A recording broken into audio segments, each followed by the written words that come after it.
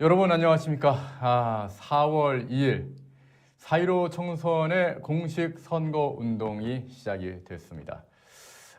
이제 4월 2일부터 시작을 해서 이미 선거 운동은 한참 시작이 됐고요. 이제 4월 15일 최종 결과를 향해서 이 300개 지역구와 비례 의원들 이제 총선을 다 향해서 이제 승리를 향해서 전력을 다해서 이제 달려가야 될 텐데요.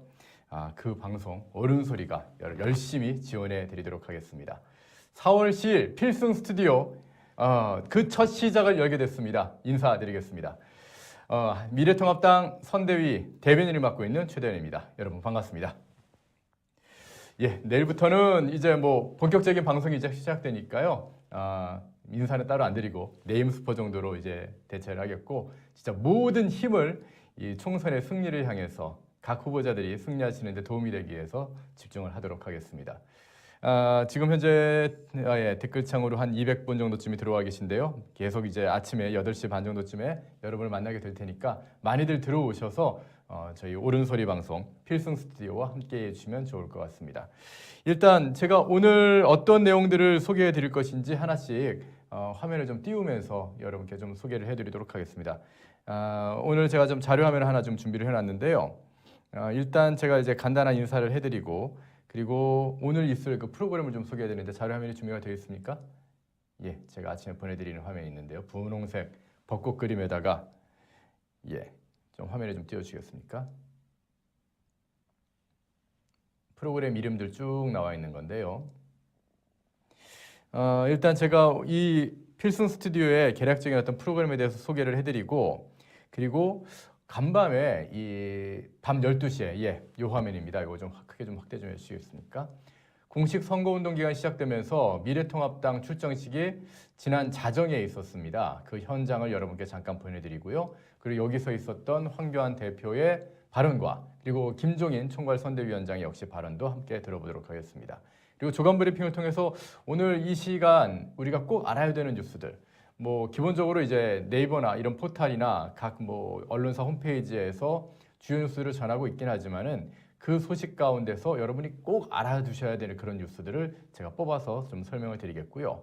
그리고 또 대변인실, 국회 이 미래통합당 대변인실을 연결해서 오늘 나올 만한 어떤 논평이나 또 주로 그 쟁점 사항들 어떤 게 있는지 알아보도록 하겠습니다. 그리고 전문가 인터뷰로 오정근 교수님, 이 민부론의 저자신데요. 이 오정근 교수님을 스튜디오에 모시고 지금 현재 문재인 정부에서 100조 원을 지원하겠다 이런 얘기를 하고 있는데, 김종인 총괄선대위원장이 얘기하셨던 이 100조 원과는 어떤 차이가 있는 것인지 또 알아보도록 하겠습니다. 그리고 오늘 후보자 인터뷰는요, 고양갑의 이경환 후보, 파주을의 박용호 후보를 화상으로 연결해서 소개해드리도록 하겠습니다. 우리나라의 이 서북쪽 지역이죠. 서북쪽 지역부터 해서 차근차근 저는 위에서부터 아래로 남쪽으로 부산까지 훑어 내려가는, 제주까지 훑어 내려가는 그런 순서를 갖도록 하겠습니다.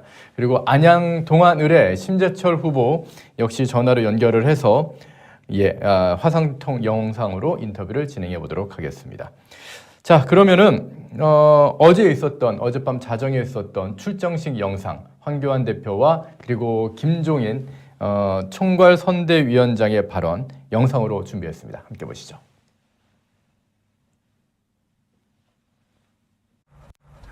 저는 작년 겨울 이곳 광화문에서 울려 퍼졌던 국민 여러분들의 뜨거운 함성을 기억합니다.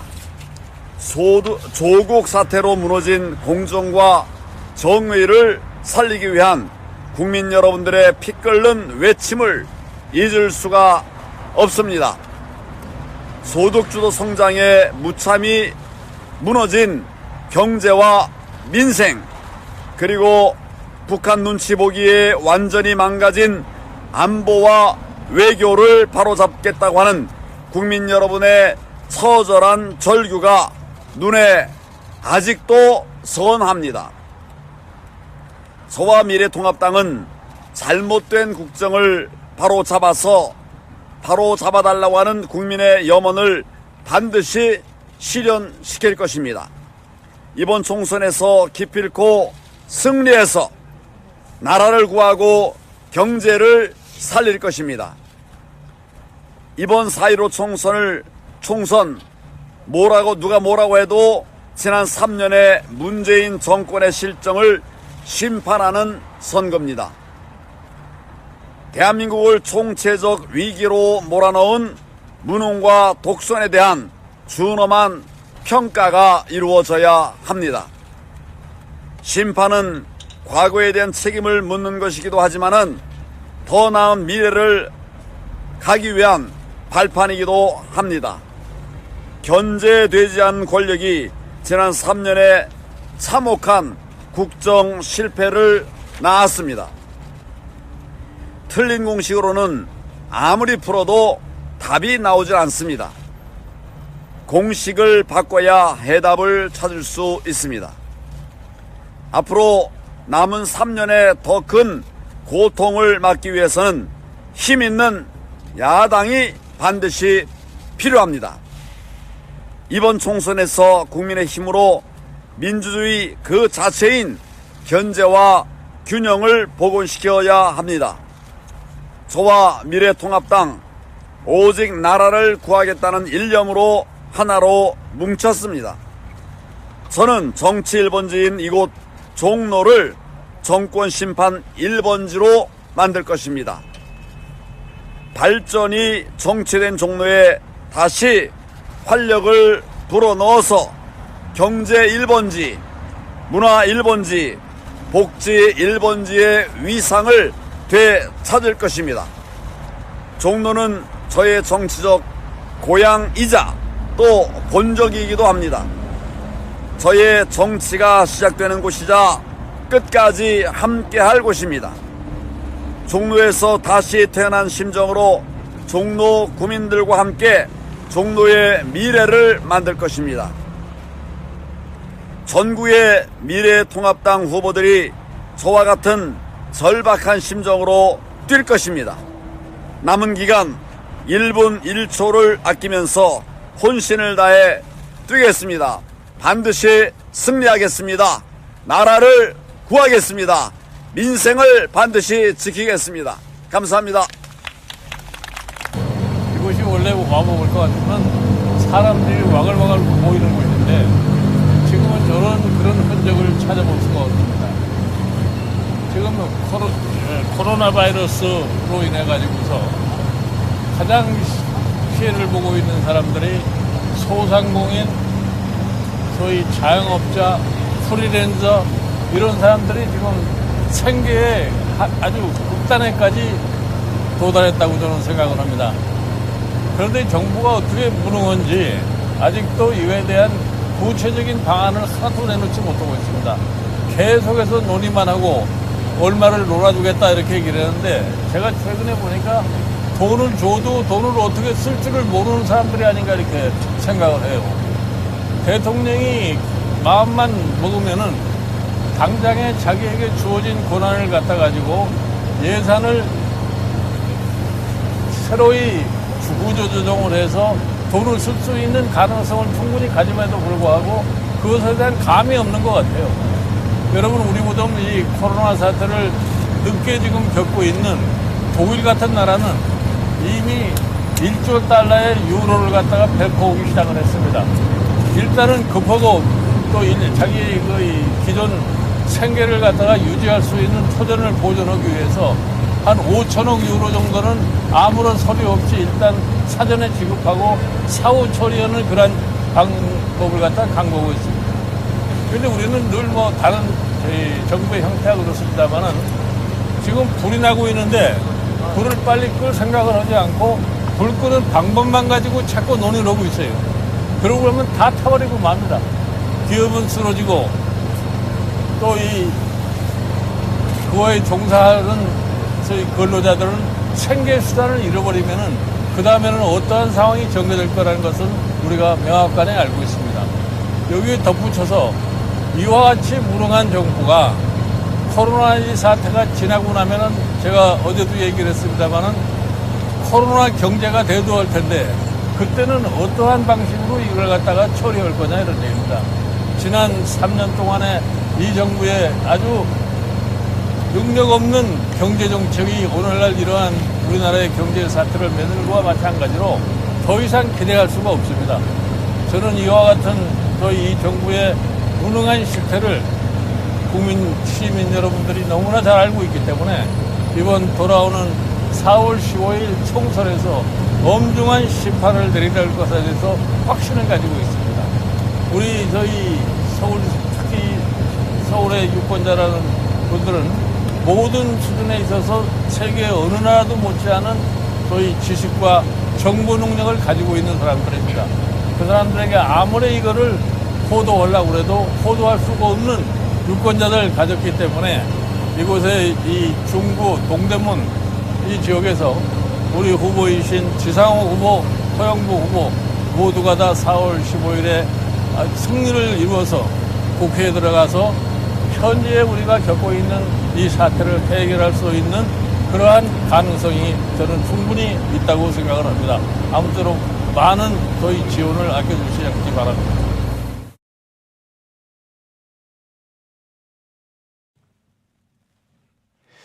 예, 김종인 총괄 선대위원장의 발언을 드렸습니다.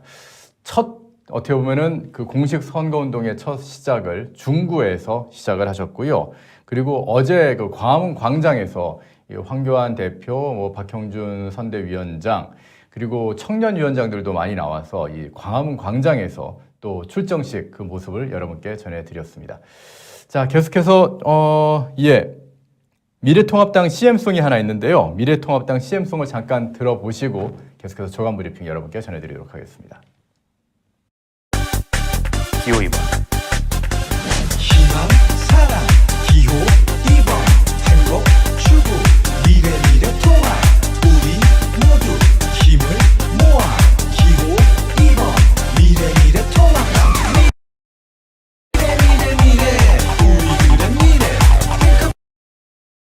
핑크 우리들의 희망 밝은 세상 만들어가는 기호 2번 미래 통합당.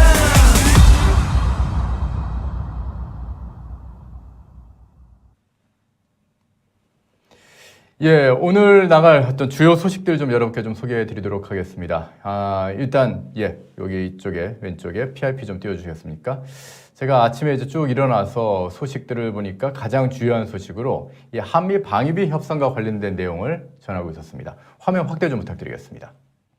예. 지금 보시면 알겠지만 일단 한미 방위비 협상이, 원래 처음에 트럼프 미국 대통령이 50억 달러, 우리 돈으로 한 6조 원 가까운 그런 돈을 갖다 요구했다. 그러면서 굉장히 좀 반미 감정이 커지는 것 아닌가 하고 생각을 했는데요. 결국 이 트럼프의 어떤 협상의 기술이었던 것 같습니다.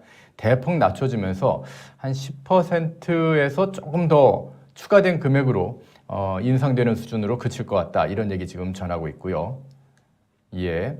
그리고 이쪽 프리뷰 화면 쪽에서 좀 노트북을 좀 잡아주겠습니까? 제가 지금 실시간하고 좀 차이가 좀 나서요. 이런 내용들을 좀 전하고 있고, 일단 댓글 상황을 보게 되면은 환영하는 그런 분위기가 많은 걸 알 수가 있습니다. 계속해서 전해드리겠습니다. 근데 이 네이버에서 지금 보면은 이 헤비 댓글러에 대한 그 통계를 지금 중앙일보에서 보도를 하고 있는데요. 소위 말하는 이 정치 기사 쪽에서 그 헤비 댓글러 1인당 100건 이상의 매일매일 100건 이상의 댓글을 다는 사람들이 123명이 있었답니다. 아래쪽에 이제 표를 보게 되면은 여러분께서 확실히 이해가 될 것 같은데요. 자, 하루에 보통 네이버에 댓글을 다시는 분들이 0.5개 미만 정도쯤 댓글을 달게 되는데, 그런데 10개 이상의 댓글을 다는 사람이 123명 있는데, 이 사람들이 거의 대부분의 이 댓글 여론을 조작을 하고 있다. 0.1%가 지금 여론을 흔들고 있다. 이런 내용을 중앙일보에서 전하고 있습니다. 드루킹 때문에 참 난리가 났던 게 엊그제 같은데 계속해서 이런 상황이 벌어지고 있는 것 같습니다. 계속해서 또 3년 전엔 잘 나갔지 주문 이 내용이 나오면 안 되는데 지금 저희가 지금 첫날이어서 방송이 약간 좀 꼬이는 거 여러분께서 좀 양해를 좀 해주시기를 좀 부탁을 좀 드리겠습니다. 자, 이번은 중앙일보에서 또 역시 윤석열 이 검찰총장의 발언과 관련된 그런 내용을 보도하고 있는데, 이게 어제 저녁에 나온 기사입니다. 한 점 부끄러움 없이 행동해야 한다.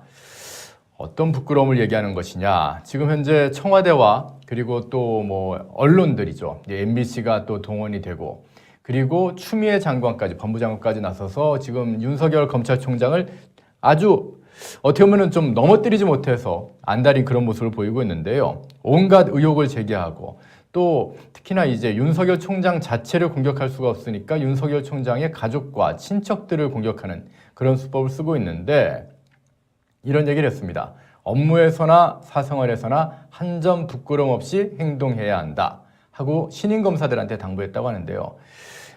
이런 내용들 아마도 윤석열 검찰총장이 지금 최근에 그 백 수사관, 이 울산 선거 개입 사건을 수사하고 있던 민정수석실의 백 수사관의 그 숨진 자살한 그 백 수사관의 휴대전화 그 비밀번호를 해결한 열지 않았습니까? 그 안에서 지금 내용이 이제 쏟아져 나올 텐데 굉장히 강한 압박이 있을 테니까 이거에 굴하지 말고 끝까지 싸우라 이런 얘기를 했다라는 그런 정도쯤의 의미로 저는 해석을 하고 싶습니다.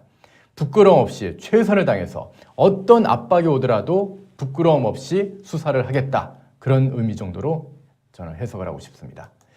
자, 그리고 제가 있었던 펜앤드마이크에서는 이런 소식을 전하고 있는데요.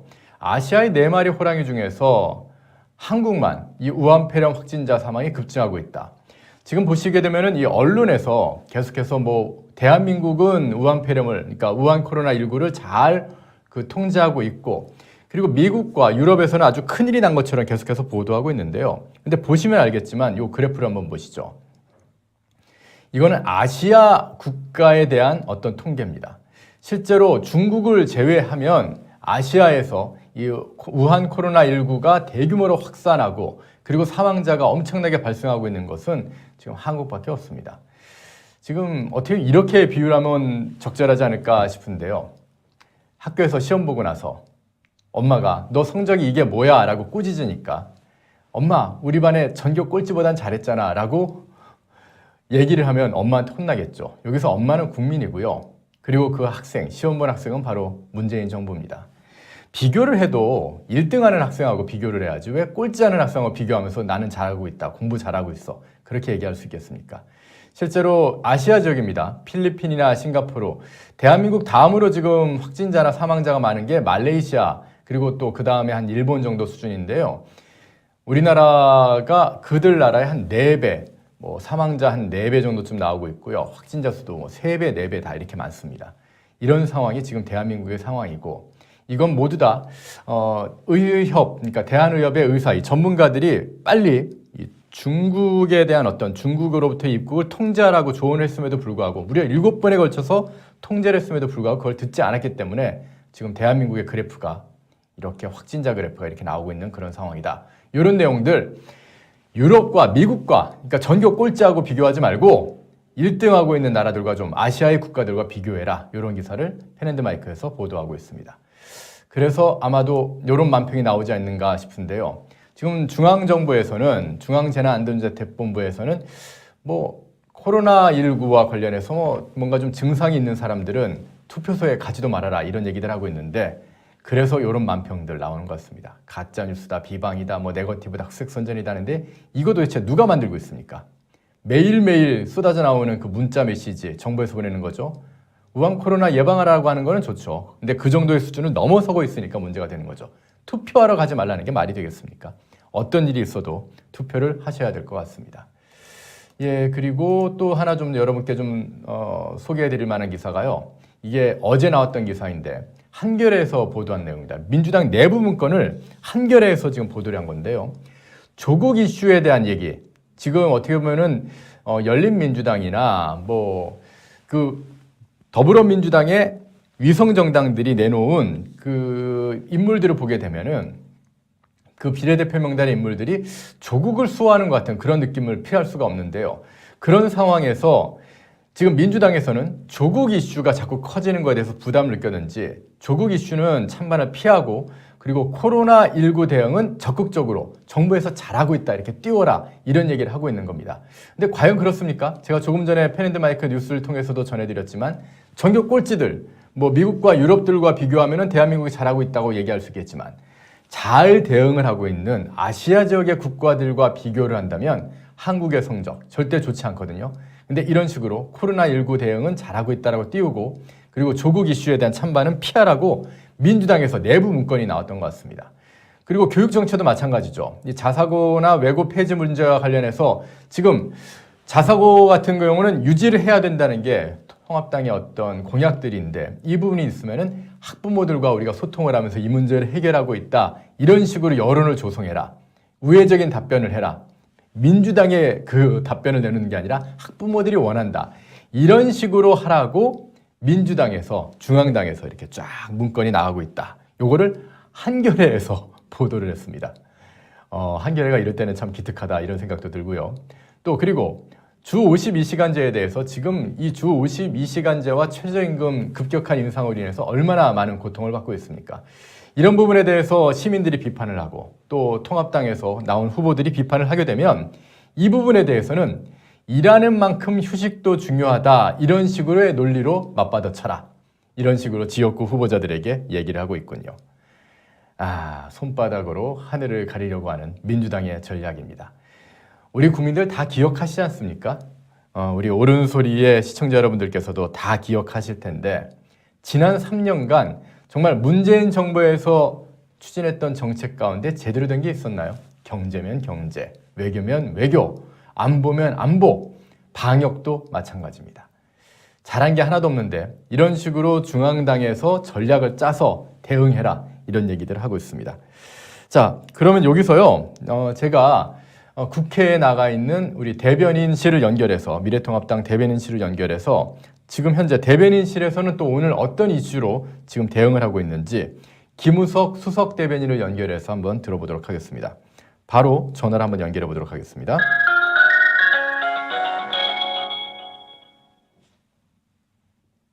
예, 대변인님. 네네. 예, 최대현입니다. 네. 예, 지금 옳은소리에서 지금 필승 스튜디오 방송이 진행 중인데요.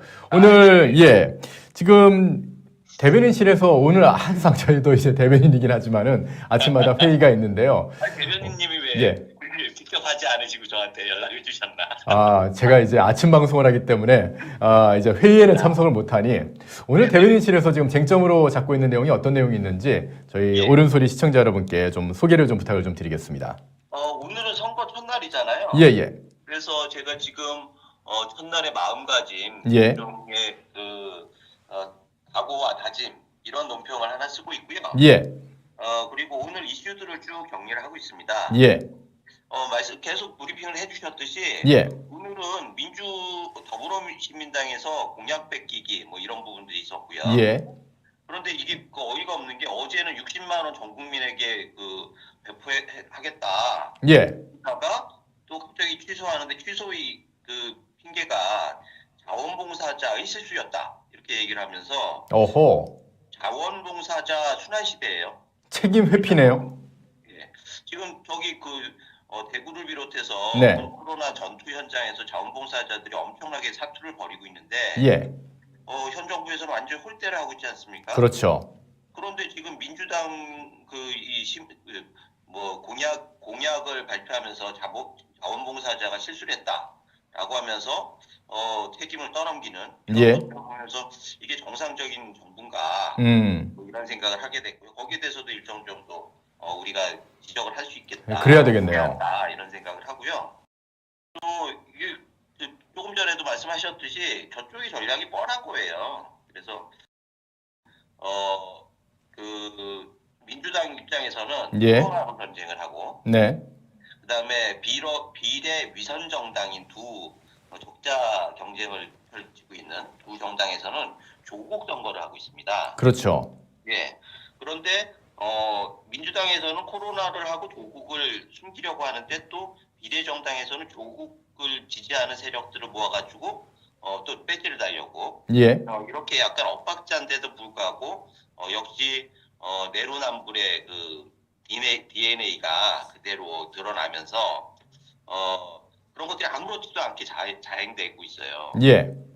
우리 당 같은 경우에는 좀 창피해가지고 할 수가 없을 텐데 아하. 이분들은 참 그게 너무나 자연스러워가지고 좀 대단하다. 염치가 없어요, 이 사람들은 보면 참. 염치가 없는 거죠. 예. 오이가 아니라 염치가 없는 게 맞는 것 같습니다. 네. 그리고 뭐 여러 가지 뭐 하고 있는데요. 가장 눈에 띄는 거는 오늘이 첫날이고 예. 각오와 다짐했는데 지금 총선관위원회에서 탄핵 기사들이 쭉 나오지 않습니까? 예. 민주당은 뭐 자기가 수도권을 석권하겠다. 지난번 20대 국회에서 사실 수도권 석권해가지고 일당이 됐잖아요. 아, 석권에서 도대체 뭘 해줬냐고요? 예. 그것도 그렇고. 예. 그런데 지금은 그때보다 더 많은 숫자를 잡았어요. 그런가요? 네, 예상을 하고 있어요. 그때보다 더 많이 해가지고 네. 수도권을 석권해서 일당이 되겠다. 말씀하신 대로 일당되고 아무것도 해준 것도 없고 예. 창피와 짐만 지어준 사람들이 더 많은 의석을 차지해서 다시 일당을 하겠다라고 하면 무엇을 위한 일당이냐. 그런 측면도 있지만 결국은 이런 약간 유체 이탈의 전망, 국민의 정서와 전혀 동떨어진 전망, 이런 것들을 어떻게 이렇게 우리가 제대로 알리고 국민들이 자신 있게 우리 당을 지지할 수 있도록 할 것인가, 뭐 이런 부분들에 대해서 지금 고민을 하고 있습니다. 예, 오늘 논평 쓰셔야 될 내용이 상당히 많을 것 같은데요. 정말 공식 선거 첫날인데 네. 확실하게 민주당의 이 염치 모르는 사람들 비판해 주시고, 그리고 네. 통합당의 각 후보들 힘낼 수 있는 그런 메시지 많이 좀 쏟아내 주시기를 부탁을 좀 드리겠습니다. 최선을 다하겠습니다. 예, 앞으로도 옳은소리 방송에 계속해서 좀 출연하시면서 이따 오후에도 나오시잖아요. 예, 그래서 제가 옳은 소리를 더 홍보할 수 있는 그런 안내문 같은 걸 좀 쓸까. 지금 좋습니다. 홀로 이렇게 하고 계시잖아요. 예. 그런데 아직도 많은 분들이 그런 것들을 잘 모르셔가지고 예. 그런 걸 어떻게 홍보를 할까, 지금 그것도 오늘 숙제 중에 하나입니다. 예, 알겠습니다. 우리 시청자 여러분께서도 좀 많이 좀 홍보 좀 해주시고, 그리고 미래통합당의 지금 선대위 대변인들, 쟁쟁한 분들, 뭐 김우석 수석 대변인부터 시작해서 뭐 정영국 전 청와대 대변인도 오시고, 뭐 저는 안전 말석입니다. 쟁쟁한 분들 많이 계시니까요. 이 논평들 나오면은 예, 많이 좀 봐주시기를, 또 주변에다 많이 소개해 주시기를 좀 부탁을 드리겠습니다. 예, 대변인 오늘도 수고해 주십시오. 감사합니다. 예.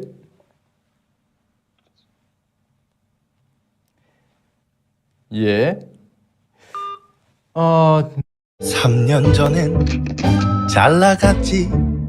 주문 폭주 날라다녔지. 하지만 달리고 달려도 달리고 지금은 파리만 날려 개점 유어. 처음에는 샤방샤방 찰석같이 믿었었지. 하지만 교육 걱정, 집값 걱정, 건강 걱정, 집에 갇혀 앞이 캄캄 감옥 신세. 보릿고개 넘어왔지. 피땀 흘려서 살아왔지. 하지만 북한, 중국 퍼주면서 우린 찬밥. 누가 어르신도 좀 챙겨줘요. 문화 강국, IT 강국, 우리나라 참 잘해왔어. 하지만 국민보다 다른 나라 눈치만 봐. 어쩌다 대한민국 입국 거부 신세. 이 정부 머릿속에 뭐가 든 거죠? 주 52시간 근로시간 단축 역효과, 최저임금 인상으로 인한 고용률 위축, 규제 중심 부동산 정책 부작용 폭발, 경제 잡는 경제 정책 아웃! 4대 안보 포기 정책 역효과, 원칙 없는 해바라기식 대북 정책, 조종받지 못하는 4대적 대중국 외교, 나라 잡는 외교 정책 아웃! 코로나19 초기 중국 대응 미흡, 마스크 관리 배포 도실 및 초기 방역 실패, 초기 대응 관련 의견 및 전문가 의견 목살, 국민 잡는 안전 정책 아웃! 4월 15일 경제부터 안전까지 대한민국 바로잡기. 기호 2번 미래통합당.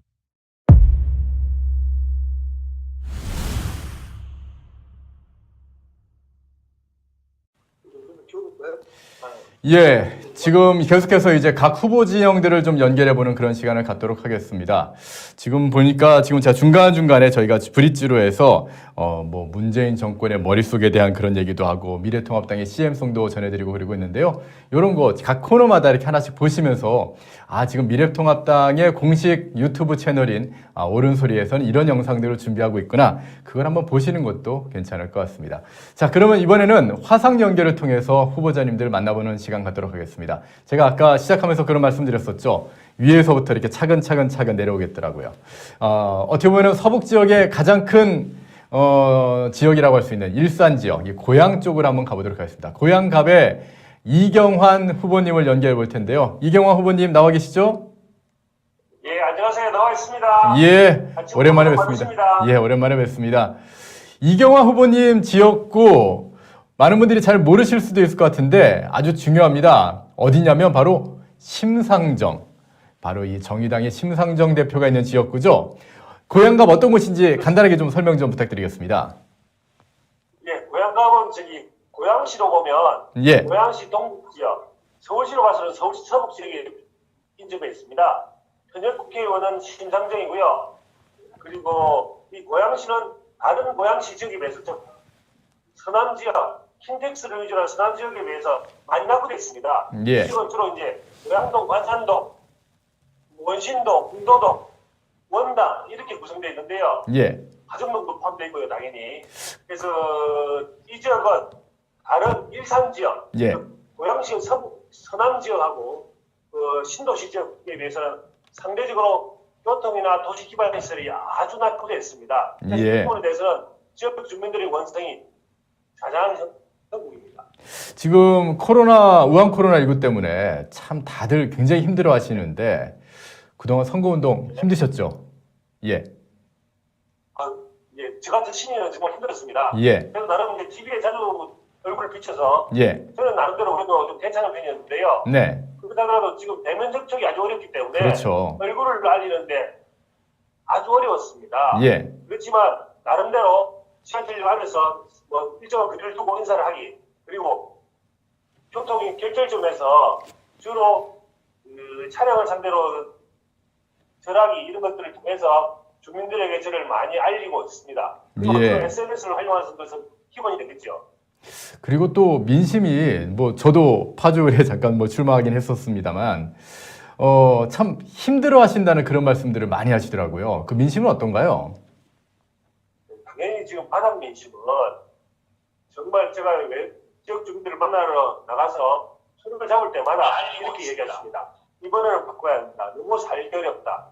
이번에는 꼭 바꿔달라. 예. 처음에는 이길 수 있겠느냐고 묻다가 나중에는 이제는 이길 수 있겠다 라고 하면서 제 손을 꼭 잡아줍니다. 예. 반드시 승리하라고. 그래서 꼭 국회 입성해서 이 나라를 바꿔달라고 얘기를 합니다. 그것이 저는 바닥 민심이라고 생각합니다. 예. 정부가 잘못한 어떤 경제 실정들, 그리고 스스로 수하는 공정의 가치를 법무부 장관 임명 과정에서 훼손한 부분들, 그리고 급격한 임금 상승 때문에 소상공인들에게 직접적인 타격을 준 부분들, 과연 소득주도 성장이라는 것이 가능했겠는가? 이런 경제 이론에도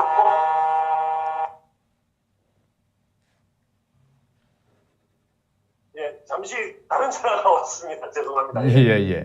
하여튼 소득주도 성장, 경제 이론도 없는 그런 해괴한 경제 논리를 가지고 마치 경제가 발전된 것을 이야기한 것이 현실적으로 대한민국의 경제의 어려움을 드러나지 않았습니까? 예. 지금 코로나 사태 때문에 잠시 이렇게 덮여 있지만 예. 민심은 이 경제의 어려움과 스스로 파괴한 공정의 가치 때문에 결국은 우리 야당을 지지하는 것이 민심이지 않은가 생각이 됩니다. 지금 그런 어떤 주민들 또 유권자분들이나 이 고양갑의 주민들을 위로하고 그리고 희망을 갖게 하기 위해서 공약들이 참 필요할 것 같습니다. 어떤 약속이 필요할 것 같은데 어떤 계획들, 어떤 공약들을 내놓고 계신지요?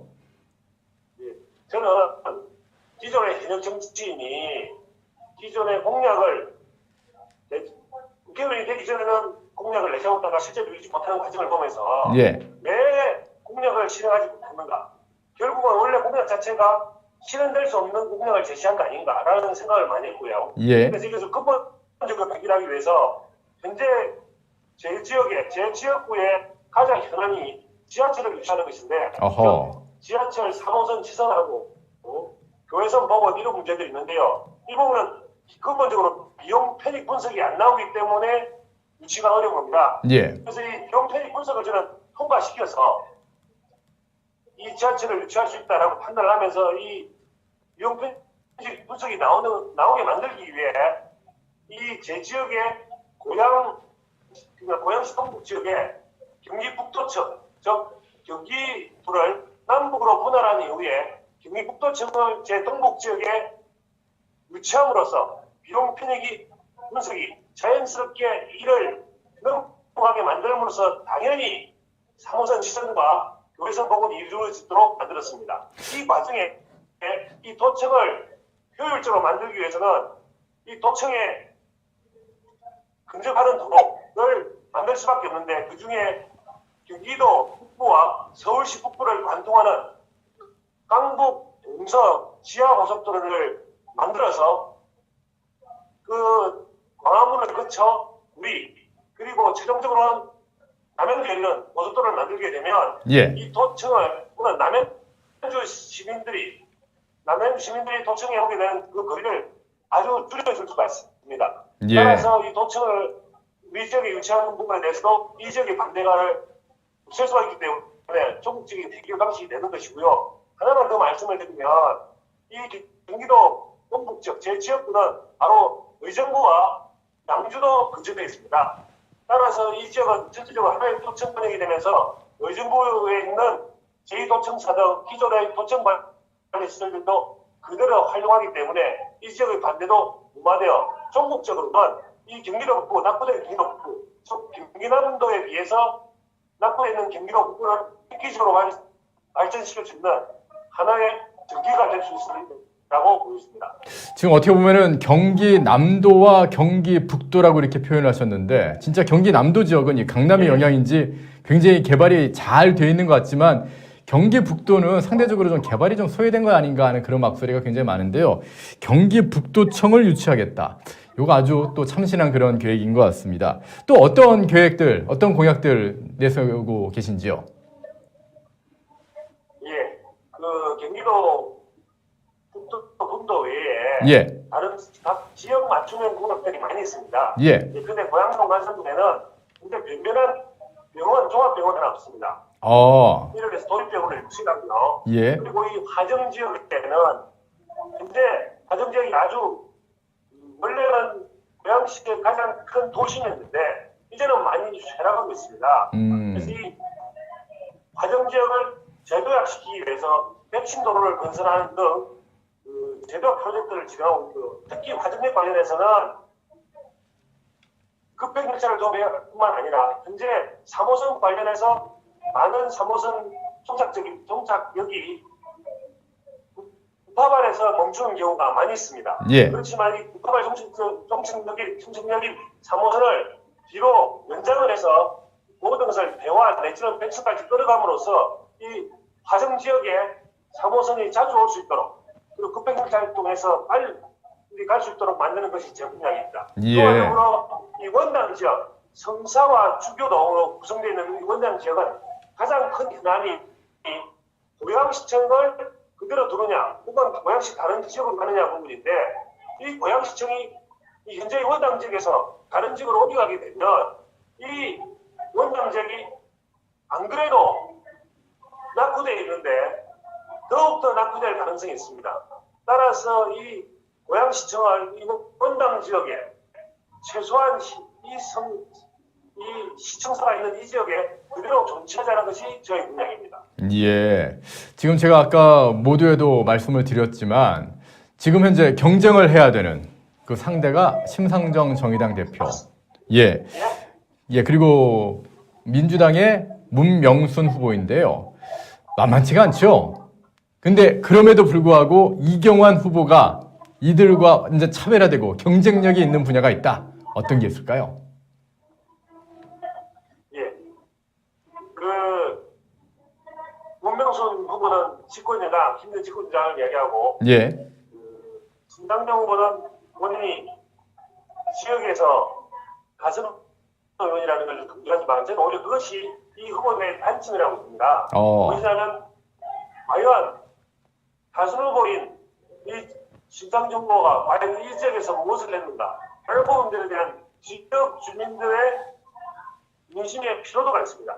그리고 이 경력 국회의원이었던 신당정 후보가 실제로 국회에 가서 본인의 과거의 이미지, 진보정당의 이미지를 스스로 퇴색하는 발언을 많이 했습니다. 그랬죠. 그런데 연동형 비례대표제와 관련해서 국민은 몰라도 된다는 발언, 그리고 조국 국무장관 임명 관련해서 그것을 본인들의 가치와 달리 그것을 동의한 부분이라든지, 혹은 연동형 비례대표제를 관철하기 위해서 국회의원 정수를 늘리려고 했다든지, 그리고 한미 방위비 협상과 관련해서 뭐 표현상으로 좀 그렇지만 어쨌든 돈 내주고 뭐 내주는 발언, 이런 발언을 통해서 이 지역 주민들이 민심의 피로도가 아주 큽니다. 예. 그래서 결국은 이 지역 주민에서 비록 삼선 의원이고 소수 정당의 대표이지만 실제로 한 일이 없고 오히려 자신의 일을 퇴색시킨다는 잘못이 있는 것이고요. 문명순 후보는 어떻게 보면 저와 같은 신인이지만 저와는 달리 조금 저보다 나이가 많을 뿐만 아니라 여성, 게다가 본인은 서민금융 전문가라고 이야기를 하지만 예. 제가 봐서는 노조 활동을 주로 했다는 점에 비춰보면 과연 그렇게 인정받을 수 있을지 모르겠습니다. 그런 점에 비추어 그 점에 반해서 저는 당연히 변호사이기 때문에 법률 전문가이고요. 예. 상대적으로 젊고 그리고 변호사 생활을 하는 동안 부동산 관련 일을 많이 했기 때문에 특히 이 지역의 현안인 부동산을 해결할 수 있는데 전문 지식을 갖추고 있습니다. 예. 따라서 다른 문명순 후보나 심상정 후보에 비해서 전문 지성을 갖춘 젊은 후보자이기 때문에 그것을 실제로 실현할 수 있는 힘과 의지와 능력을 갖추고 있다. 이런 것들이 제가 가지고 있는 전략이자 다른 후보와 대비되는 것으로 보면 되겠습니다. 그 이경호 후보님, 그 카메라를 한번 이렇게 주작하셔가지고요, 한번 좀 얼굴이 좀 잘 보이도록, 예, 그렇게 하시는 게 좋을 것 같습니다. 아니 젊은 후보님이라고 그러셨는데 얼굴이 너무 작게 나와가지고, 예, 아니 제가 보니까 예. 우리 최대 내국에서는 너무 잘생기게 나오는데 얼굴 부어 나오는 듯한 그런 느낌입니다. 제가 아까 말씀드렸잖아요. 전화 통화하면서 뒤에 배경을 너무 밝게 하시면 얼굴이 까맣게 나온다고 말씀을 드려서, 그래서 야외에서 찍으라고 이렇게 말씀을 드렸던 거였는데 실내에서 하면 이렇게 얼굴이 좀 이렇게 나옵니다. 까맣게 해야 되는 거군요. 예, 그렇습니다. 예, 요거는 제가 방송을 예, 방송의 어떤 그 묘미니까, 예, 그렇게 가시면은 뒤에 배경이 환하지 않게 한번 해보세요. 벽으로 한번 해보십시오. 그럼 훨씬 나을 겁니다. 예, 일단 말씀하신 거 보면은, 그렇군요. 예, 배경을 제가 옮기면서 예, 조금 좀 낫습니다. 예, 예, 고향 갑 지역의 유권자 여러분, 이경환 후보자입니다.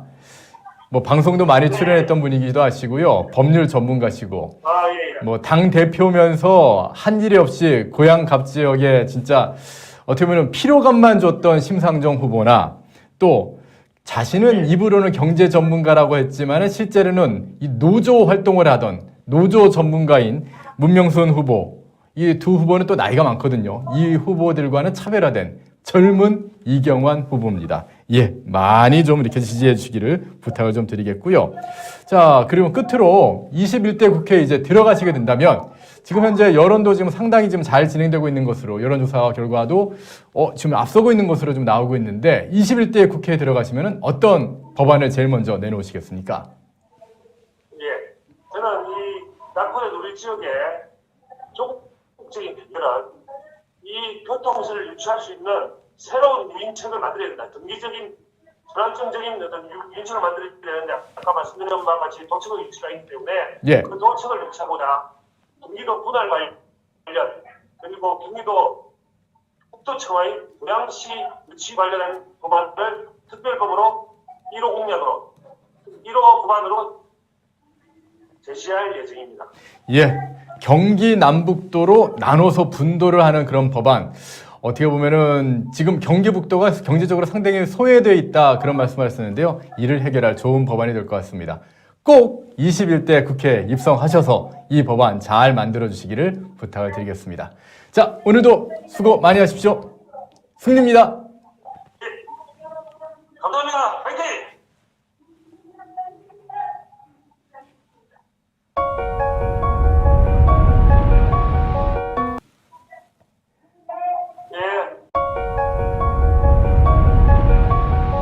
여기 잡겠다고 억지 대책 냈다가 안 되니까 또 저기 잡겠다고 더 이상한 대책 내고 겨우겨우 집 한 채 장만하면 세금 폭탄 떨어지고 이러니 뭐가 제대로 되겠어요? 집값도 경제도.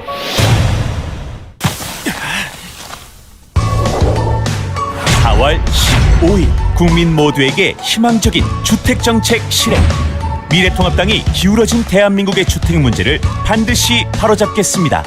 하나부터 10까지 대한민국 바로잡기. 기호 2번. 미래통합당.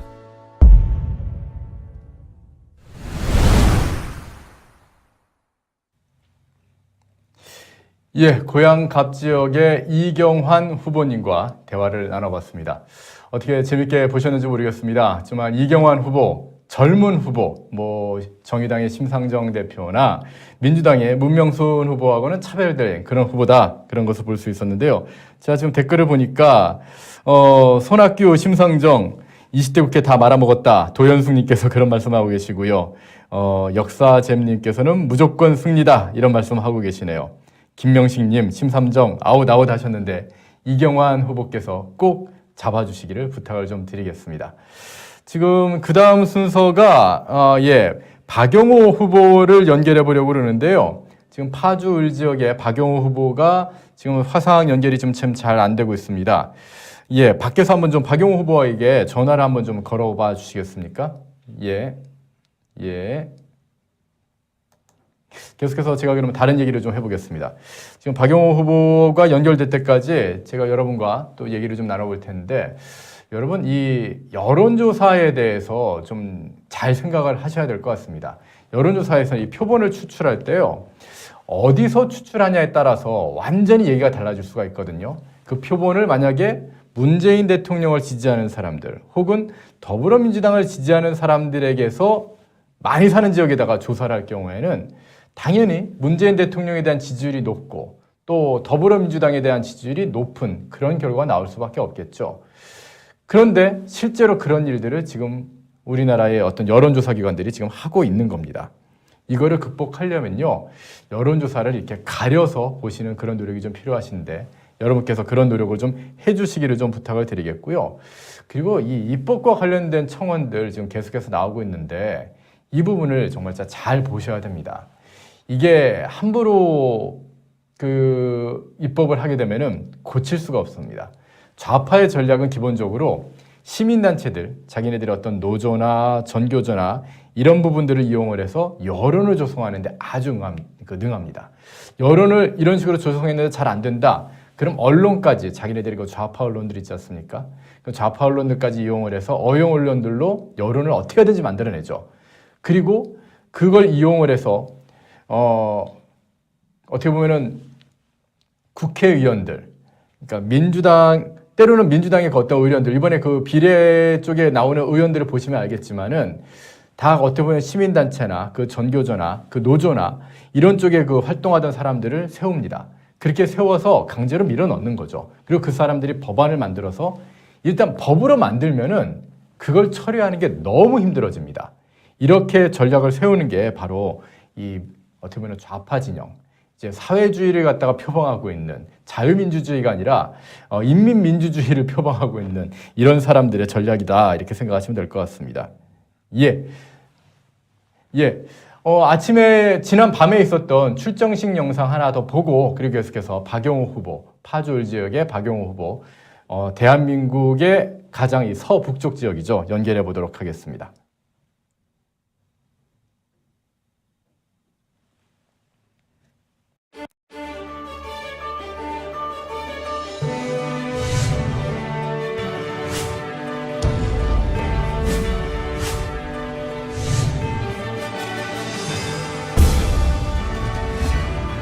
어른이 가족. 안녕하십니까. 자유한국당 황교안 대표입니다. 여보세요? 입이 10개라도 할 말이 없으신 상황은 알겠습니다만 제가 만남을 요청드려도 만나주시지도 않고 이렇게 전화로도 아무 말씀을 안 하시면 안녕하십니까. 문재인입니다. 아무튼 지금 나라 상황이 최악에 이르러서 제가 전화를 안 할 수가 없었습니다. 현재 우리나라 재정에 큰 문제가 확인된 사실 알고 계십니까? 저는 돈을 최대한 풀어서 우리 국민 여러분들의 삶을 윤택하게.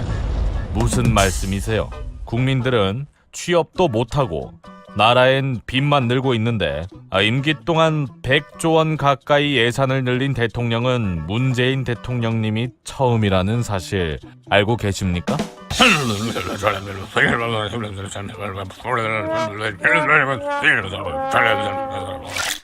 그리고 탈원전 정책이 말이나 됩니까? 국가 에너지 정책의 최우선 목표가 무엇입니까? 국민들이 사계절 내내 마음껏 전기를 쓸 수 있고 그걸 저렴하게 공급해 주는 것 아닙니까? 요즘처럼 미세먼지가 심할 때는 당장 탈원전 정책 폐기하십시오. 여당 실세들이 관여한 태양광 사업 제대로 파헤칠 겁니다.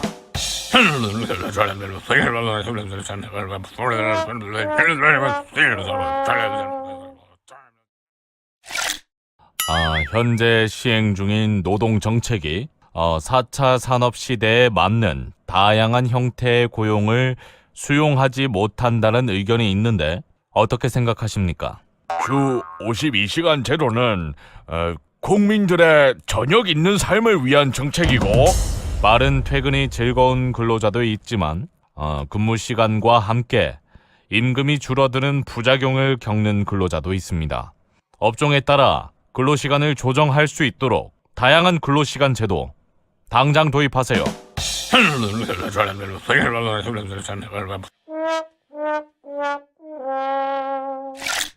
현 정부의 퍼주기식 복지는 결국 세금으로 돌아옵니다. 대빵 해준다 하고 세금도 대빵 걷는 겁니다. 저희 자유한국당은 재앙에 가까운 문재인 정권의 절망 경제를 희망 경제로 바꾸기 위한 노력에 적극 나설 것을 약속드립니다.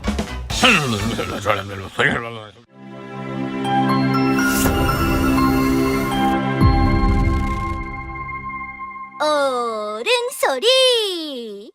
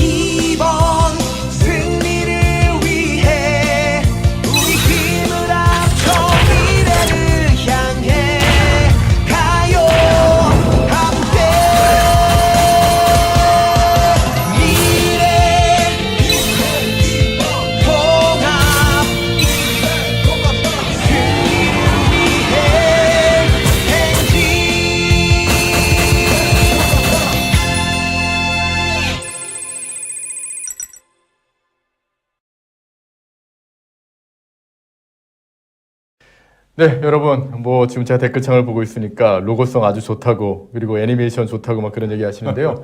이것들 주변에다 막 많이 좀 퍼뜨려 주기를 부탁드리겠습니다. 파주 지역의 박용호 후보 연결하기 앞서서 그럼 먼저 순서를 좀 바꿔가지고 경제 전문가시죠. 그 미래통합당 전신이었던 자유한국당 시절부터 쭉 경제 전문가로 활동하시면서 이 한국의 이 경제와 관련해서는 정말 많은 책도 쓰시고 그리고 공약집입니다. 이 민부론도 쓰셨던 그 총 민간 부문의 책임자를 맡아 주셨던 오정근 교수님과 함께 과연 지금 문재인 정부에서 돈을 자꾸 푼다고는 하는데 이 돈 푸는 것과 지금 김종인 선대위원장 오시고 나서 또 100조 원 내놓겠다 뭐 이런 얘기 하시는데 이 두 개 문재인의 100조와 김종인의 100조는 어떤 차이가 있는 것인지 한번 말씀 드려보도록 하겠습니다. 자, 오정근 교수님 네. 여러분께 소개해드리겠습니다. 네, 교수님 반갑습니다. 예, 네. 오랜만에 뵙겠습니다. 네, 반갑습니다. 저하고 오정근 교수님은 네, 사실 뭐, 방송에서는 자주 뵀었던 그런 사이인데 예. 아니 이번에 뭐 저 정말 잘 됐으면 좋았는데 무슨 말씀이요? 있습니다만 또 다음 기회가 있으리라고 생각합니다. 예, 교수님 바로 그냥 방송 들어가겠습니다. 들어가겠습니다. 일단 보게 되면은요, 그 문재인 정부에서 뭐 100조를 풀겠다느니 뭐 추경을 몇십 조를 하겠다느니 그런 얘기를 막 하고 있는데 그렇습니다.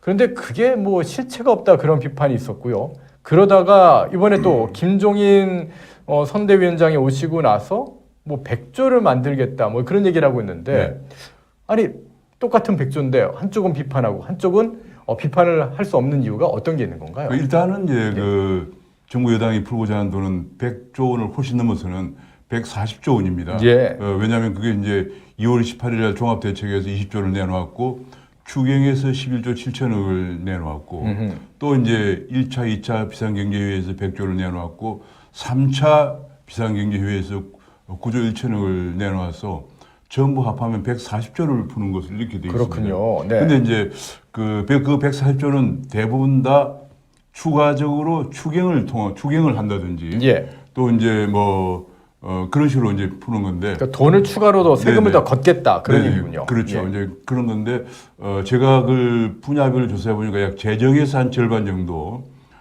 그다음에 이제 각 그 산업은행이나 뭐 등등 금융기관, 산업은행, 기업은행, 수출입은행 이런 데서 이제 한 40, 50조 절반 정도 이렇게 되는 건데 사실은 수원이나 산원이나 기업 같은 데서 문제가 생길 경우에도 재정에서 보전을 해야 하기 때문에 사실은 뭐 재정에서 그 정도 이제 가져간다는 얘기가 되겠는데 결국에는 대한민국 국민들의 세금을 쓰는 것이다. 그렇습니다. 이제 그렇게 되는 거고요.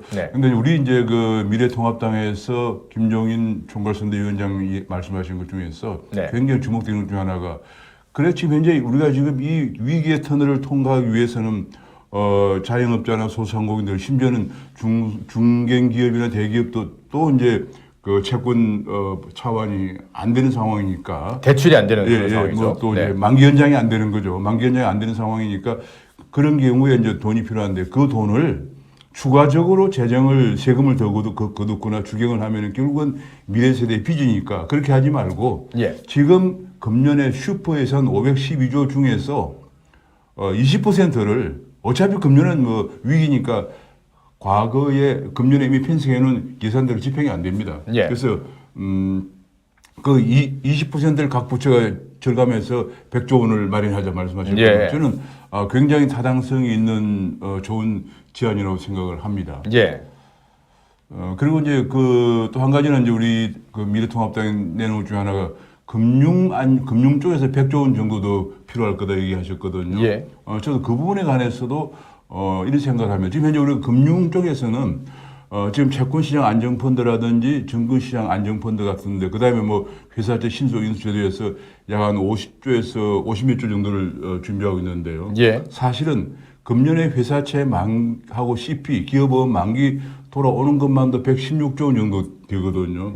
그런데 지금 이제 기업들이 굉장히 어려워지면서 그것이 만기 연장이 안 돼서 결국은 이제 금융 쪽에서 지원이 필요한 상황이기 때문에 저는 금융 쪽에서 100조 원 정도 필요하다는 것에 대해서 어느 정도 상당 부분 동의가 되고요. 다만 그 돈을 어떻게 마련할 것인가 하는 것만 이제 문제가 되겠습니다. 그 방법 중 하나는 이제 한국은행의 발권력으로 하는 방법이 있고 돈을 찍어낸다는 얘기죠. 예컨대 미국의 연준 같은 데처럼 이제 미국 연준은 회사채와 이제 물론 투자 등급입니다. 예. 투자 등급 회사채와 기업업을 인수하기로 했거든요. 근데 예. 우리나라는 한은법을 고하려면 한은법을 개정을 해야 돼요. 예. 그런 부분이지만 신속하게 뭐 지금은 비상시국이니까 한은법을 개정해서 그렇게 하는 방법도 있고 또 이제 산업은행이나 수원이나 기업 같은 정책금융기관을 통해서 하는 방법도 있습니다. 그런 부분이 있고요.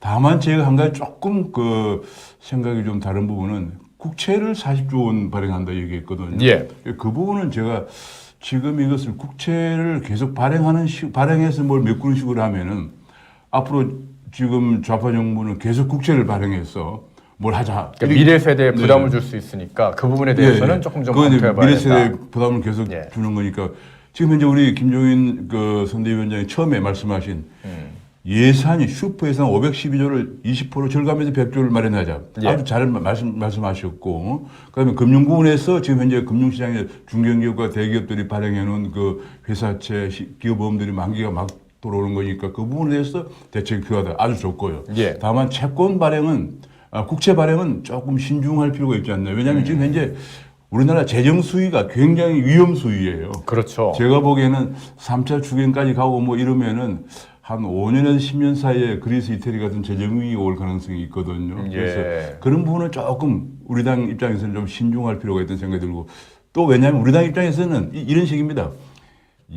정부 여당이 140조를 얘기하니까 우리는 240조 그렇게 해서는 안 되거든요. 그렇게 해서는 안 돼. 국민들에게 좀 뭔가 우리가 그래서 알뜰한 정당이면서 문제를 해결하려고 하는 정당에다 모습을 보이려면 그래 100조는 지금 지출을 전략해서 쓰고 그리고 이제 금융안정 쪽에서 뭐 여러 가지 방법으로 한 100조 정도 마련해서 국민들이 미래 세대 젊은 사람들에게 추가적인 부담을 안 주는 방향으로 우리가 해 나가겠다는 이런 것이 또 어필할 수 있지 않겠나 생각을 합니다. 그리고 또 하나 궁금한 게요. 그런 부분입니다.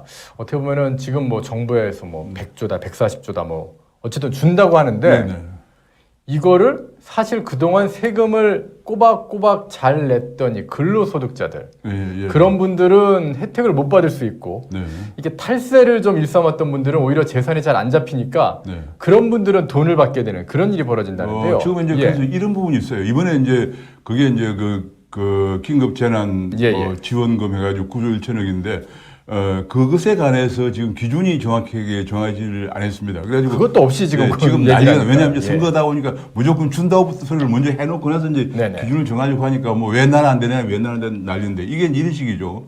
지금 말이죠. 4인 가족 기준하면 약 700만 원 정도의 월 소득이 안 되는 가구에 지원한다는 얘기인데 사실은 한국 기준에서 월 소득 700만 원 적은 돈이 아니에요. 엄청 높은 거죠. 연봉을 치면 1억 가까운 그런 돈인데요. 굉장한 건데 일단은 왜냐하면 이걸 갖다가 70%를 준다고 하니까 그러니까 이게 지금 말이죠.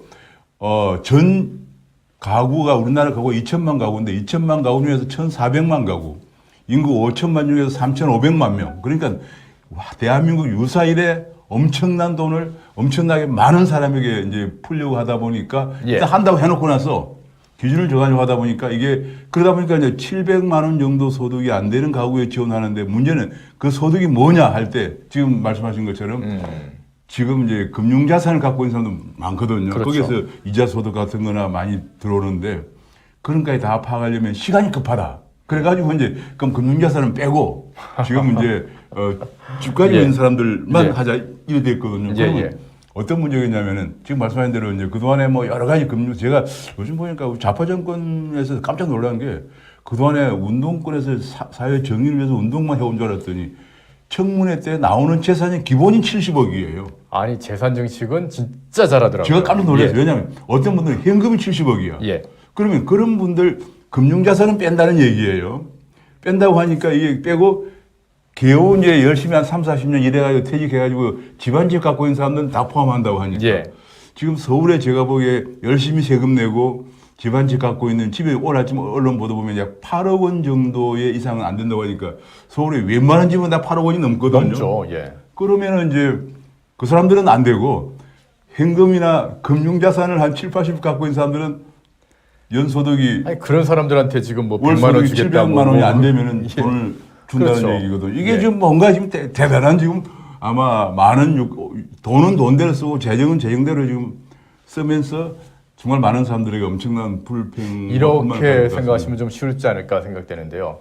직장 다니면서 열심히 꼬박꼬박해서 맞벌이로 예. 아이를 어쩔 수 없이 네. 또 부모님한테 맡기든지 아니면은 뭐 어린이집에 맡기든지 그러신 분들 있지 않습니까? 그러니까 부부 합산 소득이 700만 원이 당연히 넘을 수가 있겠죠. 예, 그렇죠. 그런 분들은 혜택 못 받습니다. 아, 그렇죠. 예. 그런데 뭐 물려받은 재산도 좀 있고 해서 집은 뭐 작을 수도 있겠습니다만, 근데 물려받은 뭐 재산이 있어서 주식이나 그렇고 뭐 다른 게 임금이나 있어서 뭐 채권이나 이런 거죠. 아니면은 탈법으로 탈법으로. 탈세하는 그런 분들, 그런 분들은 이번에 정부에서 주는 돈을 받게 되는. 그렇죠. 그러니까 그런 지금 일이 이제 벌어져요. 제가 이번에 보니까 예. 이게 다 이유가 있구나. 왜냐하면 저는 뭐 자세하게 몰라 이분들이 정말 우리 좌파 운동권이 그동안에 좀 순수하게 운동만 하고 사회 정의와 공정한 사회를 구현하기 위해서 했나 보다 했는데 청문회 올라온 사람마다 웬걸 기본이 70억 정도고요. 현금도 갖고 이러다 보니까 이건 다 뺀다는 거예요. 빼고 이제 전부 다 월 소득이 근데 700만 원도 적은 돈은 아니거든요. 예. 또 근데 문제는 또 한 가지 있습니다. 이제 중위소득 40% 미만, 50% 미만은 이미 기초생계비 지원 대상이기 때문에 월 몇백만 원씩 기초생계비가 지원되고 있는 분들이거든요. 그렇죠. 예. 거기다가 플러스 해가지고 이번에 이제 정부 발표한 보면은 중위소득 40% 미만 그 가구에 대해서는 약 320만 원의 추가 지원이 되고요. 그 위에 10%는 280만 원의 추가 지원되거든요. 그러면은 지금 어떤 일이 생기냐면은요. 이미 기초생계비로 200~300만 원씩 지원을 받고 있는 속에 있는데 또 추가적으로 우리에서 한 40%는 320만 원을 추가 지원하고 그 외 10%는 280만 원을 지원하고 이게 이렇게 되니까 지금 말이죠. 일하려고 하는 사람이 없어요. 그러겠어요. 아니 뭐 가만히 있으면 월 몇백만 아니 원씩 세금 지원되는데. 꼬박꼬박 내면은 갑자기 정부에서 돈 푸는데 그리고 또 지원 안 해주고. 일하던 분들도 지금 어떤 상황이 벌어지냐면 지금 오늘 제가 아침에 이제 기사를 보다가 거기에서 뭐 깜짝 놀랐는데 대한항공에서 뭐 유급 휴직 6개월 뭐 네네. 명령된 전 직원을 대상으로 명령 내린다 이건데 네. 그래. 지금 네. 기업들마다 다 어려워가지고 네. 직원들 지금 막 유급 휴직 보내고 막 그런 일이 벌어지고 때로는 무급 휴직까지 지금 줘야 되는 그런 상황까지 네, 그런 벌어지고 상황이죠. 있거든요. 그동안 열심히 일해왔는데 이분들은 열심히 세금을 내왔기 때문에 재산도 잘 잡혔기 때문에 지금 정부에서 주는 지원금 못 받게 되는 되게 거죠. 이제 강남에 예. 혹은 뭐 어디 적당 서울에 집 한 채 갖고 있죠. 그러면 안 되는 네. 거예요. 그러니까 하루 못 종일 받는 놓으면 거예요. 안 되는 거예요. 그리고 지금 정작 지금 당장 일하다 뭐 월급 받아보신 분들은 다 아시겠지만 예. 월급이 갑자기 끊기면 굉장히 생계가 어려워지는 그런 상황이 벌어져요. 그렇습니다. 또 대출금이나 그런 거 갚아야 되는 그런 상황이 벌어지면은 굉장히 어려운 상황이 벌어지는데 그렇죠. 되게 이런 이제 분들- 저 집을 갖고 있는 사람들 예. 대출이 많죠. 그렇죠. 네, 그런 경우도 있고요. 근데 그런 분들이 지금 당장 돈이 필요한데 네. 그런 분들한테는 전혀 지원이 없는 상태에서 정부가 오히려 탈세하고 편법하고 그래. 그런 분들한테 돈을 지원을 해주겠다. 그러니까 이번에 어떤 일이 이건 생기냐면 좀 이제 문제가 아까 좀안 전 되네요. 기초 예.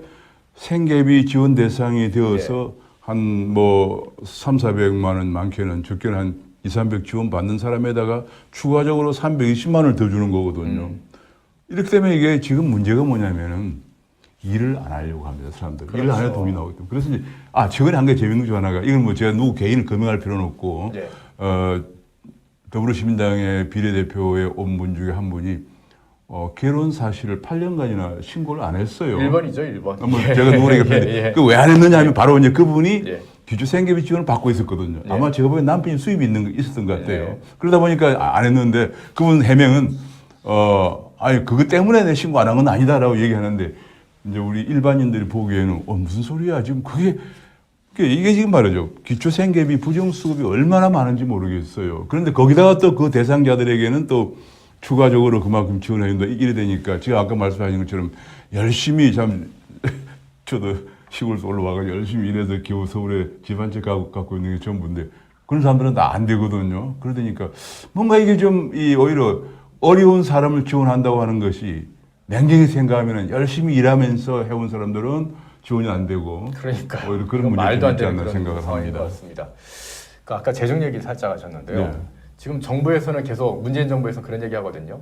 뭐 우리나라 국가 재정 수지 뭐 40% 뭐 네. 그 정도쯤 수준은 괜찮다 뭐 그런 얘기 하는데 좀 넘겼어요. 그러면서 아니 지금 그게 또 한 가지 예. 문제가 있는 이거 것이 위험한 거 아닌가요? 예. 위험하죠. 왜냐하면 예. 우리나라에서 국가 채무라고 해요. 예, 채무 수위죠. 이게 또 완전히 우리나라 국민들 속이는 건데 정말 국민을 기만한 거라고 몇 번이나 제가 얘기했던 건데 국가 채무라 그러면 국채를 발행한 것만 얘기하는 거거든요. 국채를 발행해서 국가가 직접적인 채무 부담 상환 의무를 지는 것만 국가 채무로 해서 그것이 GDP의 40%를 넘어서면 위험하다는 게 이미 정론이고요. 또 한 가지는 미국이나 선진국이나 IMF가 권고하고 있는 기준에는 국가 채무란 말을 안 쓰고 국가 부채란 말을 씁니다.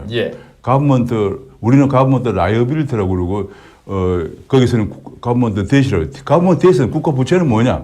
국가 채무에다가 공기업 중에서 국가 기능을 하느라고 진 부채. 예컨대 한전이라든지 무슨 뭐 토지주택개발공사라든지 뭐 이런 등등. 게다가 이제 공무원 군인연금 충당금 우리나라 한 900조 원 되죠.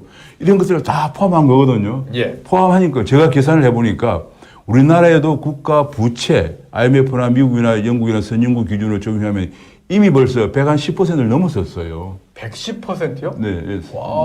이미 넘었었습니다. 그래서 제가 그렇기 때문에 지난번에 이제 문재인 대통령이 야 선진국은 100%가 기준인데 왜 우리는 40%가 기준이냐 하는 것은 제가 보기엔 대통령 주변에 국가 채무와 국가 부채의 개념을 정확하게 설명드리는 사람이 별로 없는 거 아닌가 정확하게 싶어요. 그 시청자 여러분께서 아셔야 되는 겁니다. 저 유권자 여러분께서 아셔야 되는 게 지금 문재인 정부에서는 계속해서 국가 채무만 지금 얘기를 하고 있지만 실제로 선진국들에서 그 국가 채무가 110%, 120% 된다, 200% 된다는 거는 국가 부채의 개념이라는 거.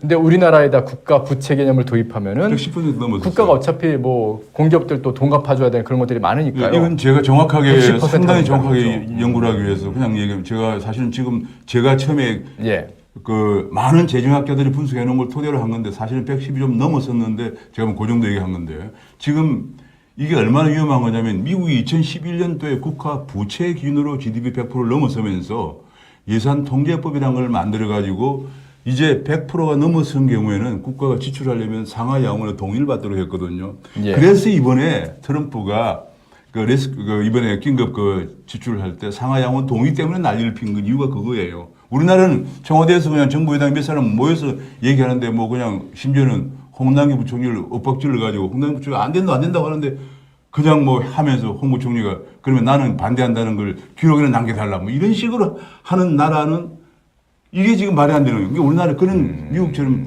예산 통제법 같은 법이 없기 때문에 그런 일이 생기는 거거든요. 다만 국회에서 통제하는 중 하나는 이걸 추경으로 했을 때 그 추경만 국회에서 통과하는데 우리 미래통합당이 정말 이번 추경 때는 좀 잘 걸러내야 될 것 같아요.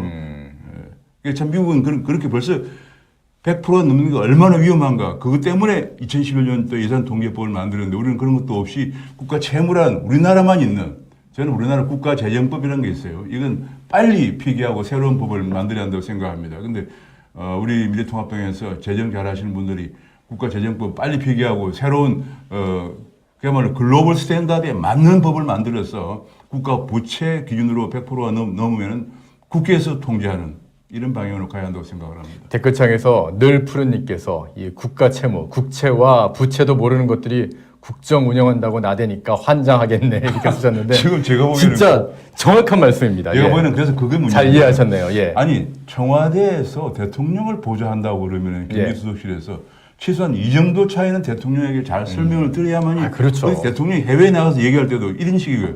우리나라는 40%니까 건전합니다. 이러면 외국 사람들이 볼 때 얼마나 말이 안 되는 얘기겠어요. 겉으로는 얘기 못하겠지만 속으로는 웃겠죠. 야 너희 110%야. 우리보다 높아. 그러고 있겠죠. 네, 그렇죠. 그래서 그런 것들을 이제 좀 제대로 보좌해서 지금 상황이 어느 정도인가를 잘 보좌하는 그것이 이제 청와대 기능인데 요즘 청와대에서는 그런 기능은 별로 안 하고 각 부처가 하는 일을 부처는 정책을 수립하고 집행하는데 그거를 오히려 장악해가지고 이번에 보니까 경제 컨트롤 타워에 농당희 부총리가 별로 힘도 못 쓰신 것 같아요.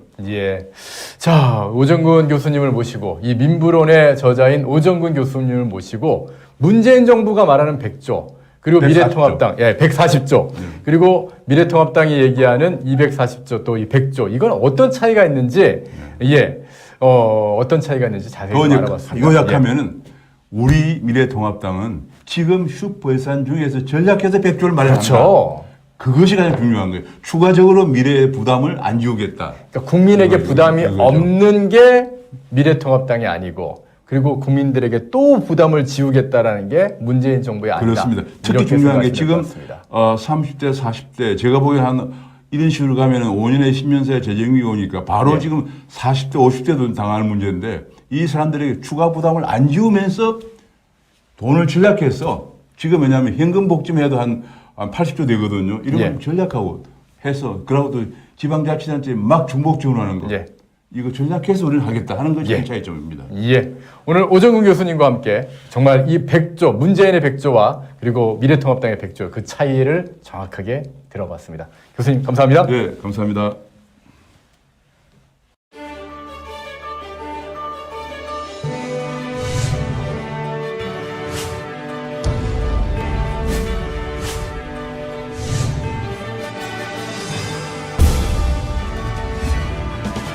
소리 가족.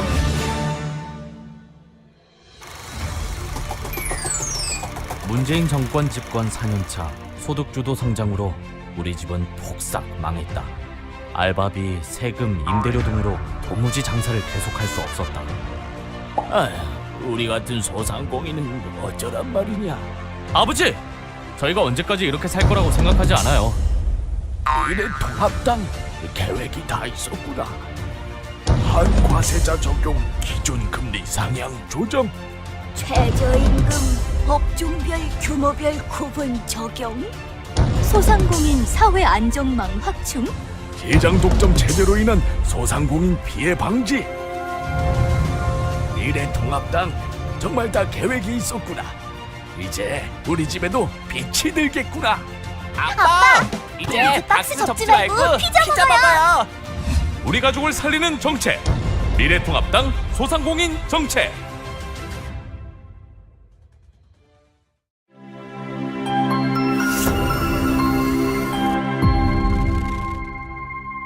어른 소리.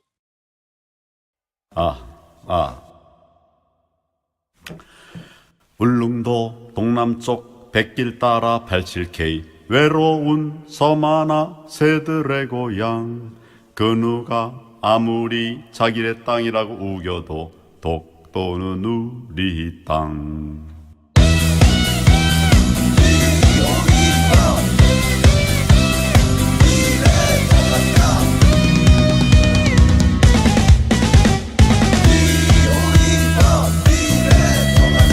행복한 미래를 밝히는 등불로 정의의 불타는 미래통합당. 희망과 행복이 함께하는 사람들 기호2번 미래통합당. 힘들고 어려운 생활에 지쳐도 보이는 희망은 미래통합당. 그 누가 아무리 자기들 찍으라고 말해도 기호2번 미래통합당. 역사는 말한다 기호2번 찍어라. 시대를 앞서는 미래통합당.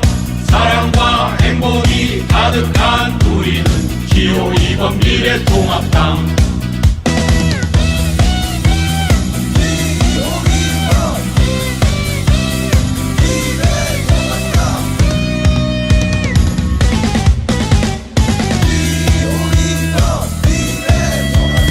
행복한 미래를 밝히는 등불로 정의에 불타는 미래통합당.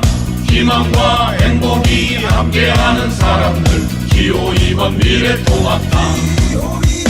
힘들고 어려운 생활에 지쳐도 보이는 희망은 미래통합당. 그 누가 아무리 자기를 찍으라고 말해도 기호2번 미래통합당. 역사는 말한다 기호2번 찍어라. 시대를 앞서는 미래통합당. 사랑과 행복이 가득한 우리는 기호2번 미래통합당.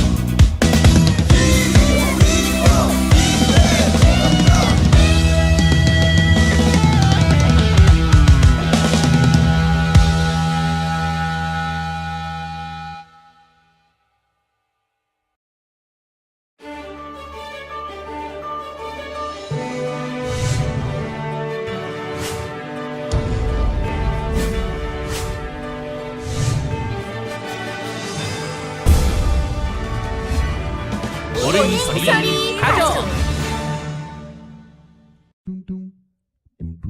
안녕하십니까. 자유한국당 황교안 대표입니다. 여보세요? 입이 10개라도 할 말이 없으신 상황은 알겠습니다만 제가 만남을 요청드려도 만나주시지도 않고 이렇게 전화로도 아무 말씀을 안 하시면 안녕하십니까. 문재인입니다. 아무튼 지금 나라 상황이 최악에 이르러서 제가 전화를 안 할 수가 없었습니다. 현재 우리나라 재정에 큰 문제가 확인된 사실 알고 계십니까? 저는 돈을 최대한 풀어서 우리 국민 여러분들의 삶을 윤택하게. 무슨 말씀이세요? 국민들은 취업도 못하고 나라엔 빚만 늘고 있는데 임기 동안 100조 원 가까이 예산을 늘린 대통령은 문재인 대통령님이 처음이라는 사실 알고 계십니까?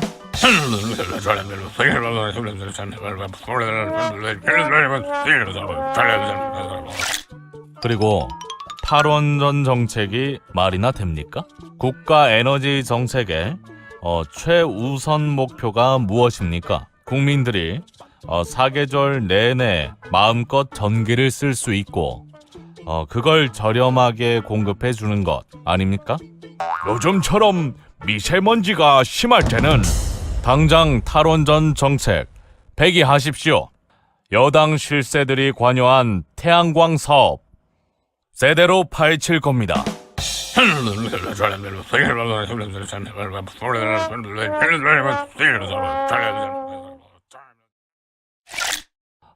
현재 시행 중인 노동 정책이 4차 산업 시대에 맞는 다양한 형태의 고용을 수용하지 못한다는 의견이 있는데 어떻게 생각하십니까?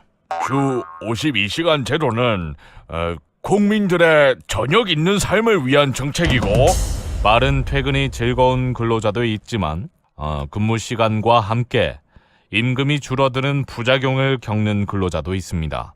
업종에 따라 근로시간을 조정할 수 있도록 다양한 근로시간 제도 당장 도입하세요.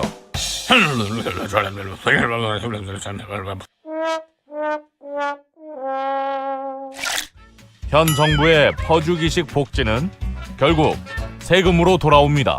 대빵 해준다 하고 세금도 대빵 걷는 겁니다. 저희 자유한국당은 재앙에 가까운 문재인 정권의 절망 경제를 희망 경제로 바꾸기 위한 노력에 적극 나설 것을 약속드립니다.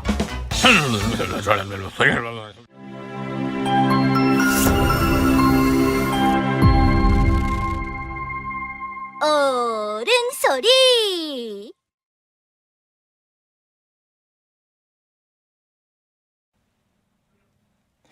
예, 댓글창에서 응원한다는 그런 말씀 많이 좀 해주고 계신데요. 예, 옳은 소리 특집 방송 필승 스튜디오 이제 4월 2일부터 4월 15일까지 계속됩니다. 자, 계속해서 이제 또 후보자님들 만나봐야 될 텐데요. 이번에 좀 남쪽으로 한번 또 가보겠습니다. 안양 동안을인데요. 여기에는 정말 대한민국의 민주화 역사의 산 증인이라고 하실 수 있는 심재철 원내대표께서 출마해 계십니다.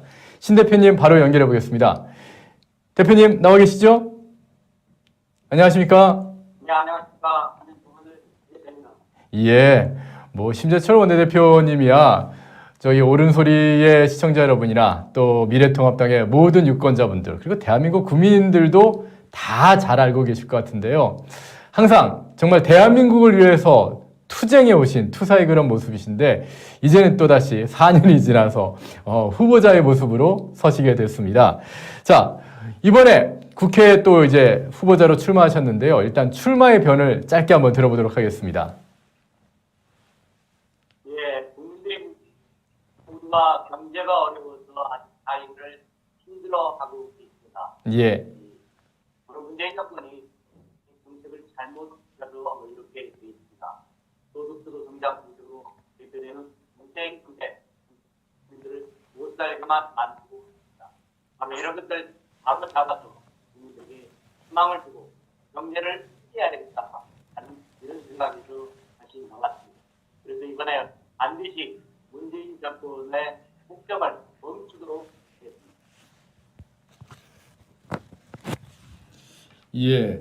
그래서요, 지금 현재 심 대표님께서는 또 민주당 쪽에서도 이런 어떤 반발, 뭐 이재정 의원하고 상대를 하셔야 되는 그런 상황이신데, 심재철 의원보다는 이재정 의원이 뭐 어떤 약점이 있다, 심재철 후보만의 강점이 있다, 이런 게 있으면 좀 소개를 좀 부탁을 좀 드리겠습니다.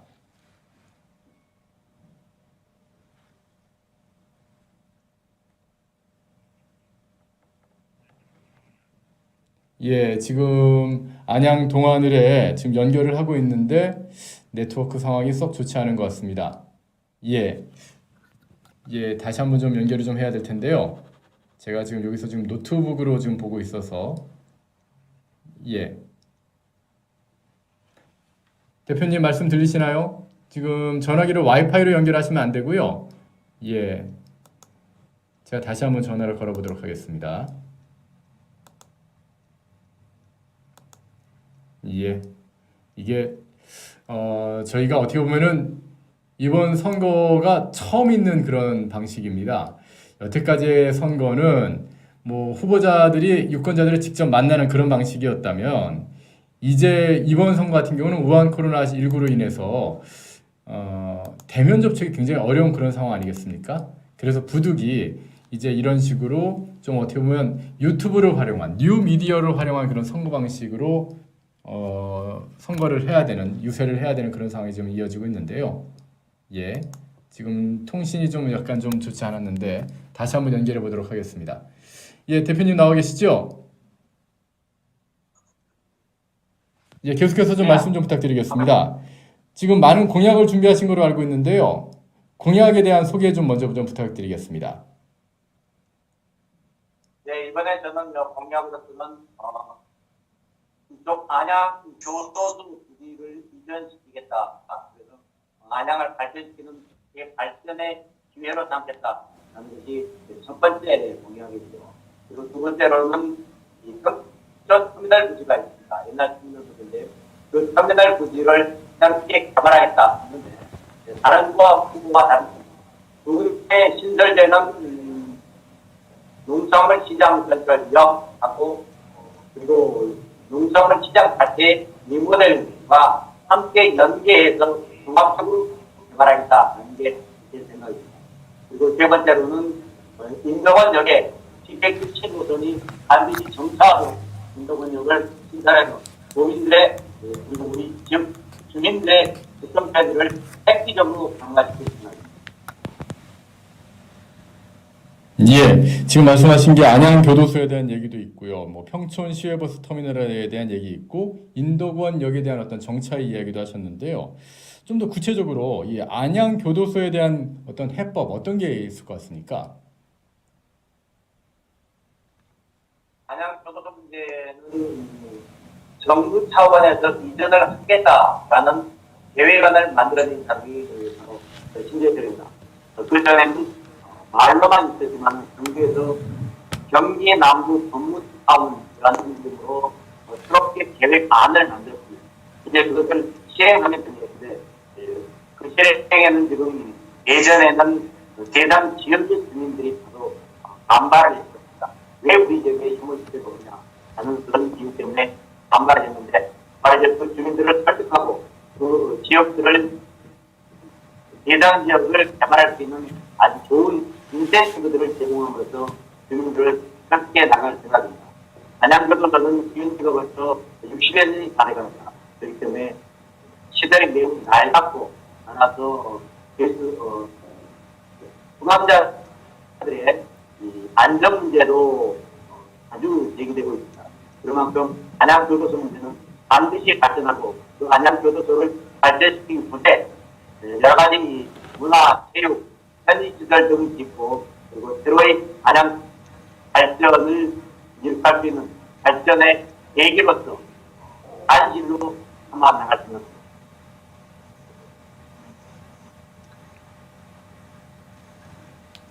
지금 저희 통신 상태가 이렇게 양호하지를 못해서 말씀하시는 내용들이 잘 전달되지 않는다, 그런 얘기가 있는데요.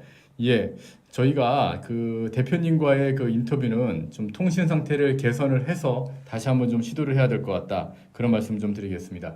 이게 저희도 처음으로 해보는 그런 방식이다 보니까 아무래도 이 유튜브를 통해서 또 이런 어떤 카카오톡의 이제 페이스북 방송을 통해서 페이스톡을 통해서 후보자들을 소개하는 게 처음 시도해보는 겁니다. 방송사에서도 이렇게 해본 적이 없습니다. 그래서 조금 좀 뭐라 그럴까요? 원활하게 돌아가지 않는다는 거 다시 한번 양해 말씀 좀 드리겠습니다. 예, 아유 대표님께서 그래도 웃어주시니까 좀 감사합니다. 대표님, 끝으로요, 안양 동안 의뢰 유권자들 그리고 또 사실 또 원내대표시기 때문에 대한민국의 모든 국민들을 대표하는 입법부의 어떤 대표 역할도 하고 계시니까요, 좀 힘내시라고 응원의 메시지 한 말씀 좀 부탁을 좀 드리겠습니다. 네, 그동안 안양 지역 발전을 위해서 최선을 다해왔습니다. 그런 만큼 안양 지역의 유권자들께서 안심하고 신대표를 뽑아주셔도 될 겁니다. 그런 만큼 저는 더욱더 안양을 발전시키겠습니다. 아울러 대한민국의 모든 유권자들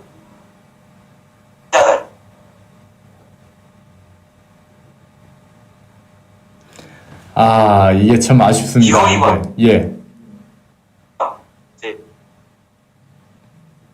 예. 저희가 이게 오디오 체크를 미리 좀 했어야 되는데, 예, 오디오 체크가 지금 어려서 있습니다. 화면에 좀 전환해 주시죠. 예. 다시 한번 양해의 말씀을 좀 드리도록 하겠습니다. 이게 저희도 좀 처음 하다 보니까, 이 카카오톡의 한계가 좀 있는 것 같습니다. 카카오톡이 좀 더 좀 시스템이 좀 좋던지 그래야 될 것 같고요. 좀 약간 원활하지 못했다는 점 양해 말씀드리겠습니다. 중간 광고 한번 듣고 나서 박용호 후보 연결은 좀 제대로 한번 해보도록 하겠습니다.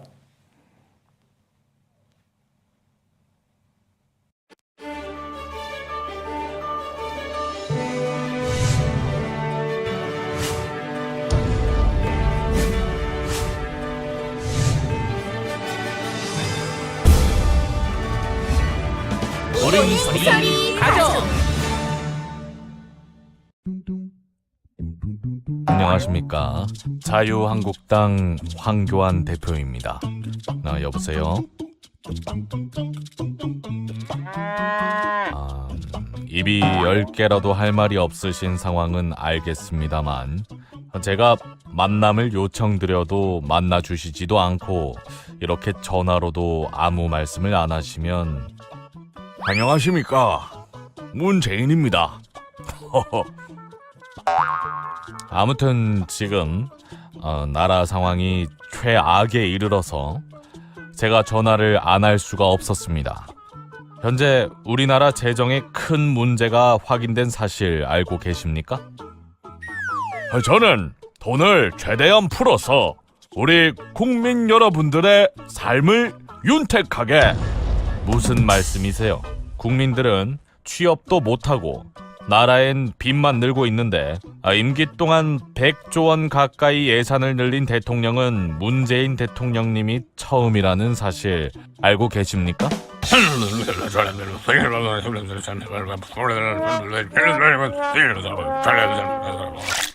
그리고 탈원전 정책이 말이나 됩니까?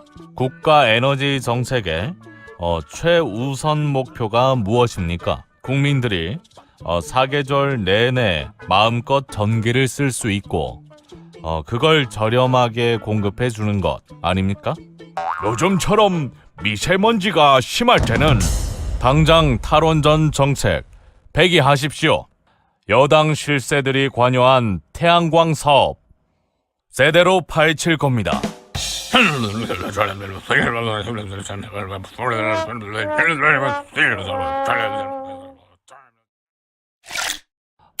현재 시행 중인 노동 정책이 4차 산업 시대에 맞는 다양한 형태의 고용을 수용하지 못한다는 의견이 있는데 어떻게 생각하십니까? 주 52시간 제도는 국민들의 저녁 있는 삶을 위한 정책이고 빠른 퇴근이 즐거운 근로자도 있지만 근무 시간과 함께 임금이 줄어드는 부작용을 겪는 근로자도 있습니다. 업종에 따라 근로시간을 조정할 수 있도록 다양한 근로시간 제도 당장 도입하세요.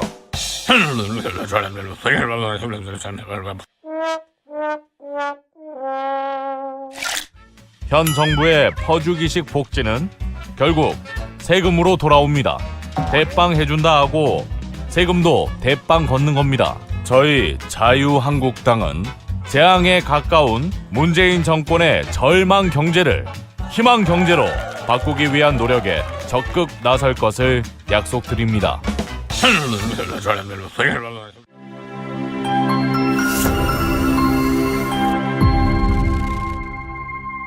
어른 소리.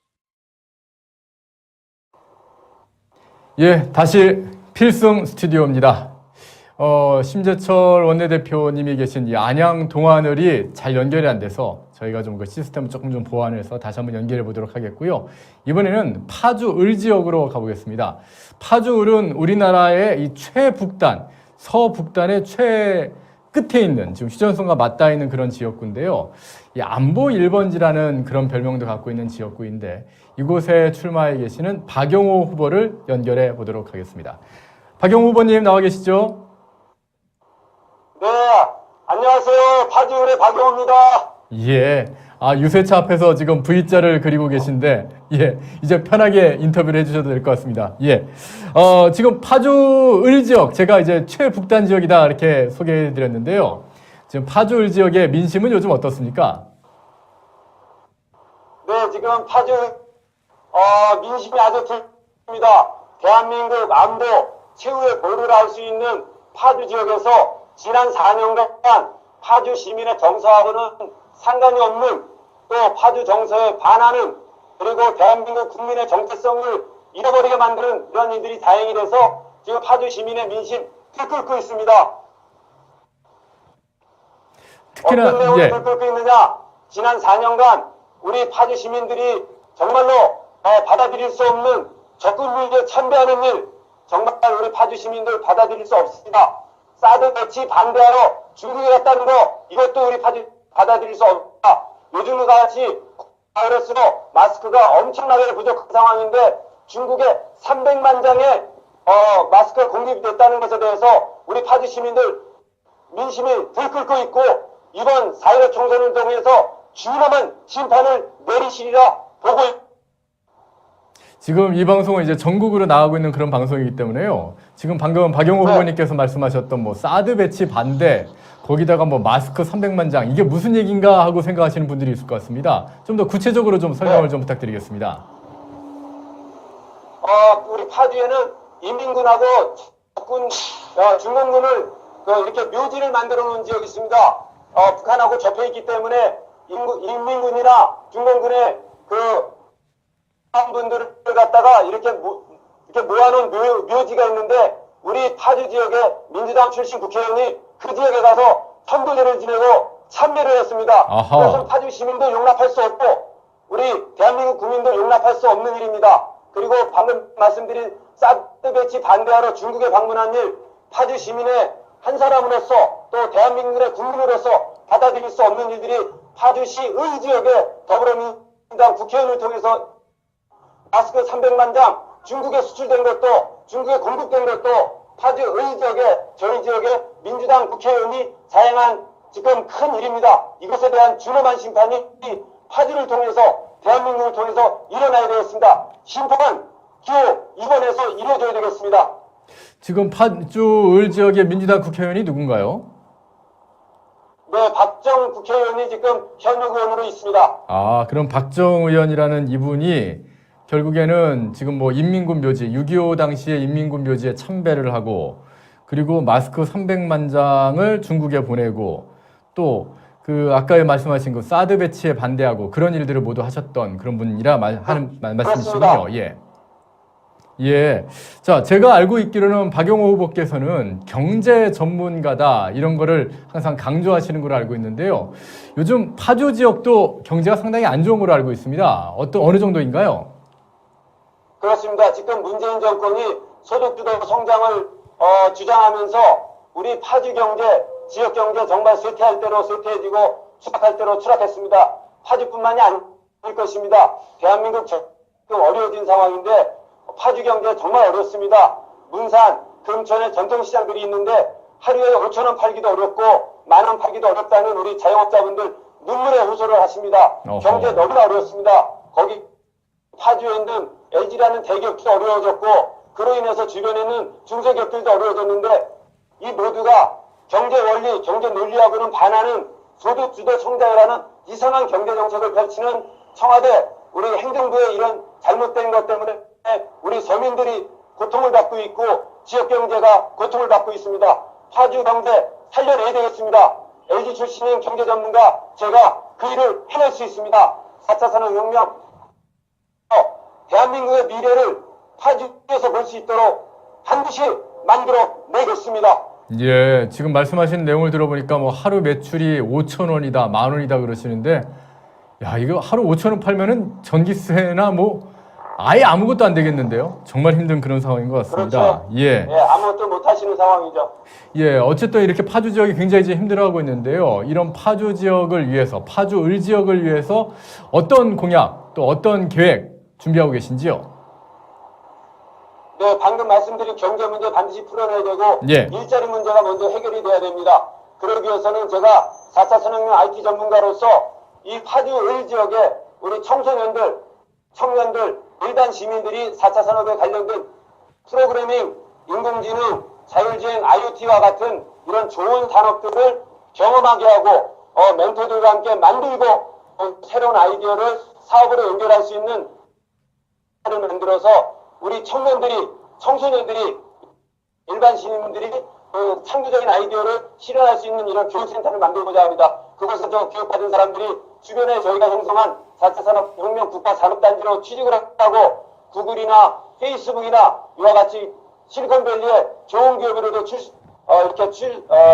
진출할 수 있는 그런 좋은 생태계를 만들겠습니다. 대한민국의 미래가 파주에서 만들어지도록 하겠습니다. 파주 시민 여러분에게 창의적이고 혁신 아이디어를 실현하고 꿈을 꿀 수 있고 그 열정이 살아나게끔 하는 게 자유보수우파 미래통합당 꿈이 되고 4차 산업 제대로 일구는 미래통합당이 되고 그곳에 파주을이 역할을 잘 해내겠습니다. 예, 지금 말씀을 들어보니까 뭐 LG 출신의 경제 전문가답게 신산업, 4차 산업형 그런 일자리들을 많이 만드셔서 젊은 사람들이 파주을 지역에 오게끔 하겠다. 그런 일자리를 제공해 주겠다. 그런 말씀을 하셨는데요. 참 중요한 말씀인 것 같습니다. 최고의 복지가 결국에 일자리다. 이런 얘기 있지 않습니까? 그런 일자리 많이 만들어내는 그런 공약 지금 내세우셨는데 꼭 실현해 주시기를. 그래서 국회에 입성을 하시기를, 입성해서 그런 공약들 실현해 주시기를 부탁을 드리겠습니다. 박영호 의원님, 필승입니다. 예, 고맙습니다. 필승! 예, 감사합니다. 박영호 후보 만나봤습니다. 또 잠깐 전화 말씀 듣고 계속해서 방송 진행하도록 하겠습니다. 여기 잡겠다고 억지 대책 냈다가 안 되니까 또 저기 잡겠다고 더 이상한 대책 내고 겨우겨우 집 한 채 장만하면 세금 폭탄 떨어지고 이러니 뭐가 제대로 되겠어요? 집값도 경제도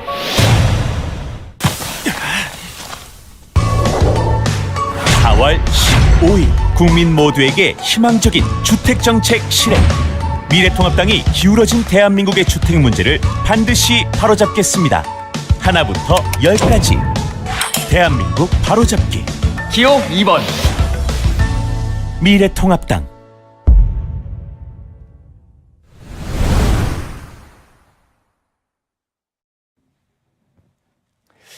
예, 오늘은 저희 미래통합당의 공식 유튜브 채널 이 옳은소리가 이 공식 선거운동을 시작한 그 첫 특집 방송 첫날입니다.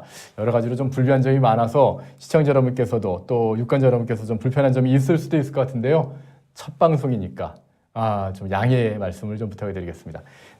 저 방송 이후에도 계속해서 이제 또 11시부터는 김여정 앵커가 진행하는 또 필승 스튜디오 3부가 이어지니까요. 계속해서 많은 시청을 부탁드리겠고요.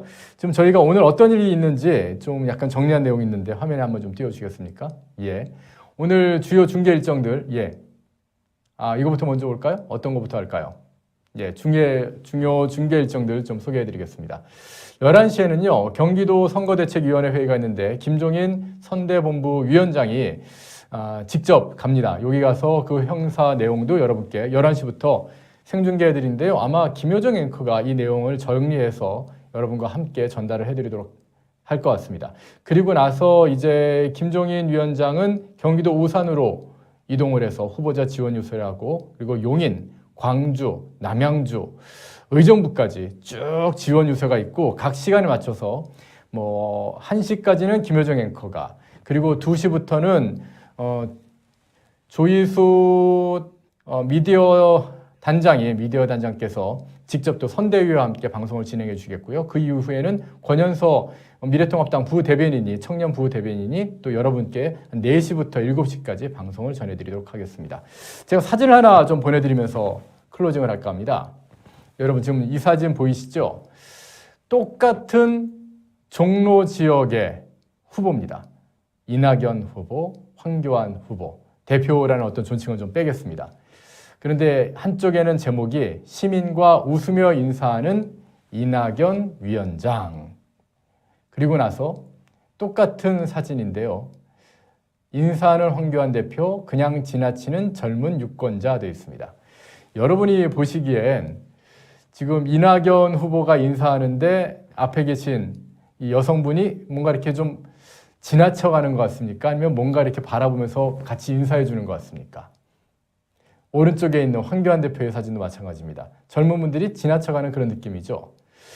똑같은 구도의 사진인데도 같은 언론사에서 이렇게 다른 제목을 뽑고 있습니다. 이런 상황입니다. 대한민국의 언론이 똑같이 후보자와 그리고 유권자가 이렇게 그냥 지나쳐가고, 실제로 뭐 인사를 하다 보면 유권자분들께서 바쁘시니까 그 후보자의 인사를 제대로 못 받고 그냥 지나가는 일도 벌어지지 않겠습니까? 그런데 제목을 이렇게 뽑습니다.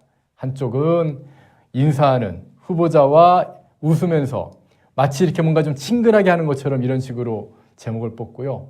다른 한쪽에서는 뭐 그냥 통합당이라고 하죠. 통합당을 향해서는, 자신들의 경쟁 상대에 향해서는 굉장히 안 좋은 제목, 그냥 지나치는 젊은 유권자, 이런 식으로 제목을 답니다. 예, 이제 큰 화면을 좀 넘겨주시죠. 예, 정말 유권자 여러분께서 정확하게 판단을 하셔야 됩니다. 미래통합당의 모든 지지자분들께서도 이런 내용을 주변 분들에게 잘 알려주셔야 될 것 같습니다. 지금 언론이 기울어지면서요, 대한민국이 기울어지고 있습니다. 언론 바로잡고 여러분께서 지적해 주시고, 그리고 기울어진 대한민국을 바로 세워주시는 일인데요. 이게 정말 중요한데 그 일은 바로 4월 15일 투표로부터 시작될 수 있습니다. 민주주의의 생명인 이 선거, 이 투표를 방해하는 어떤 행위도 다 막아내야 될 것이고, 비록 우한 코로나19 때문에 고통을 받고 있지만 이 상황을 극복하기 위해서도 이 상황을 극복하는 작업을 누구에게 맡길 것인가도 잘 고민하셔서 투표를 해주시기를 부탁을 드리겠습니다. 자, 옳은소리가 준비한 필승 스튜디오 2부는 여기서 마치겠고요. 3부, 이어지는 3부 김효정 앵커와도 많은 시청, 또 많은 댓글 보내주시기를 부탁을 드리겠습니다. 오늘 첫날인데 함께해 주셔서 대단히 감사합니다.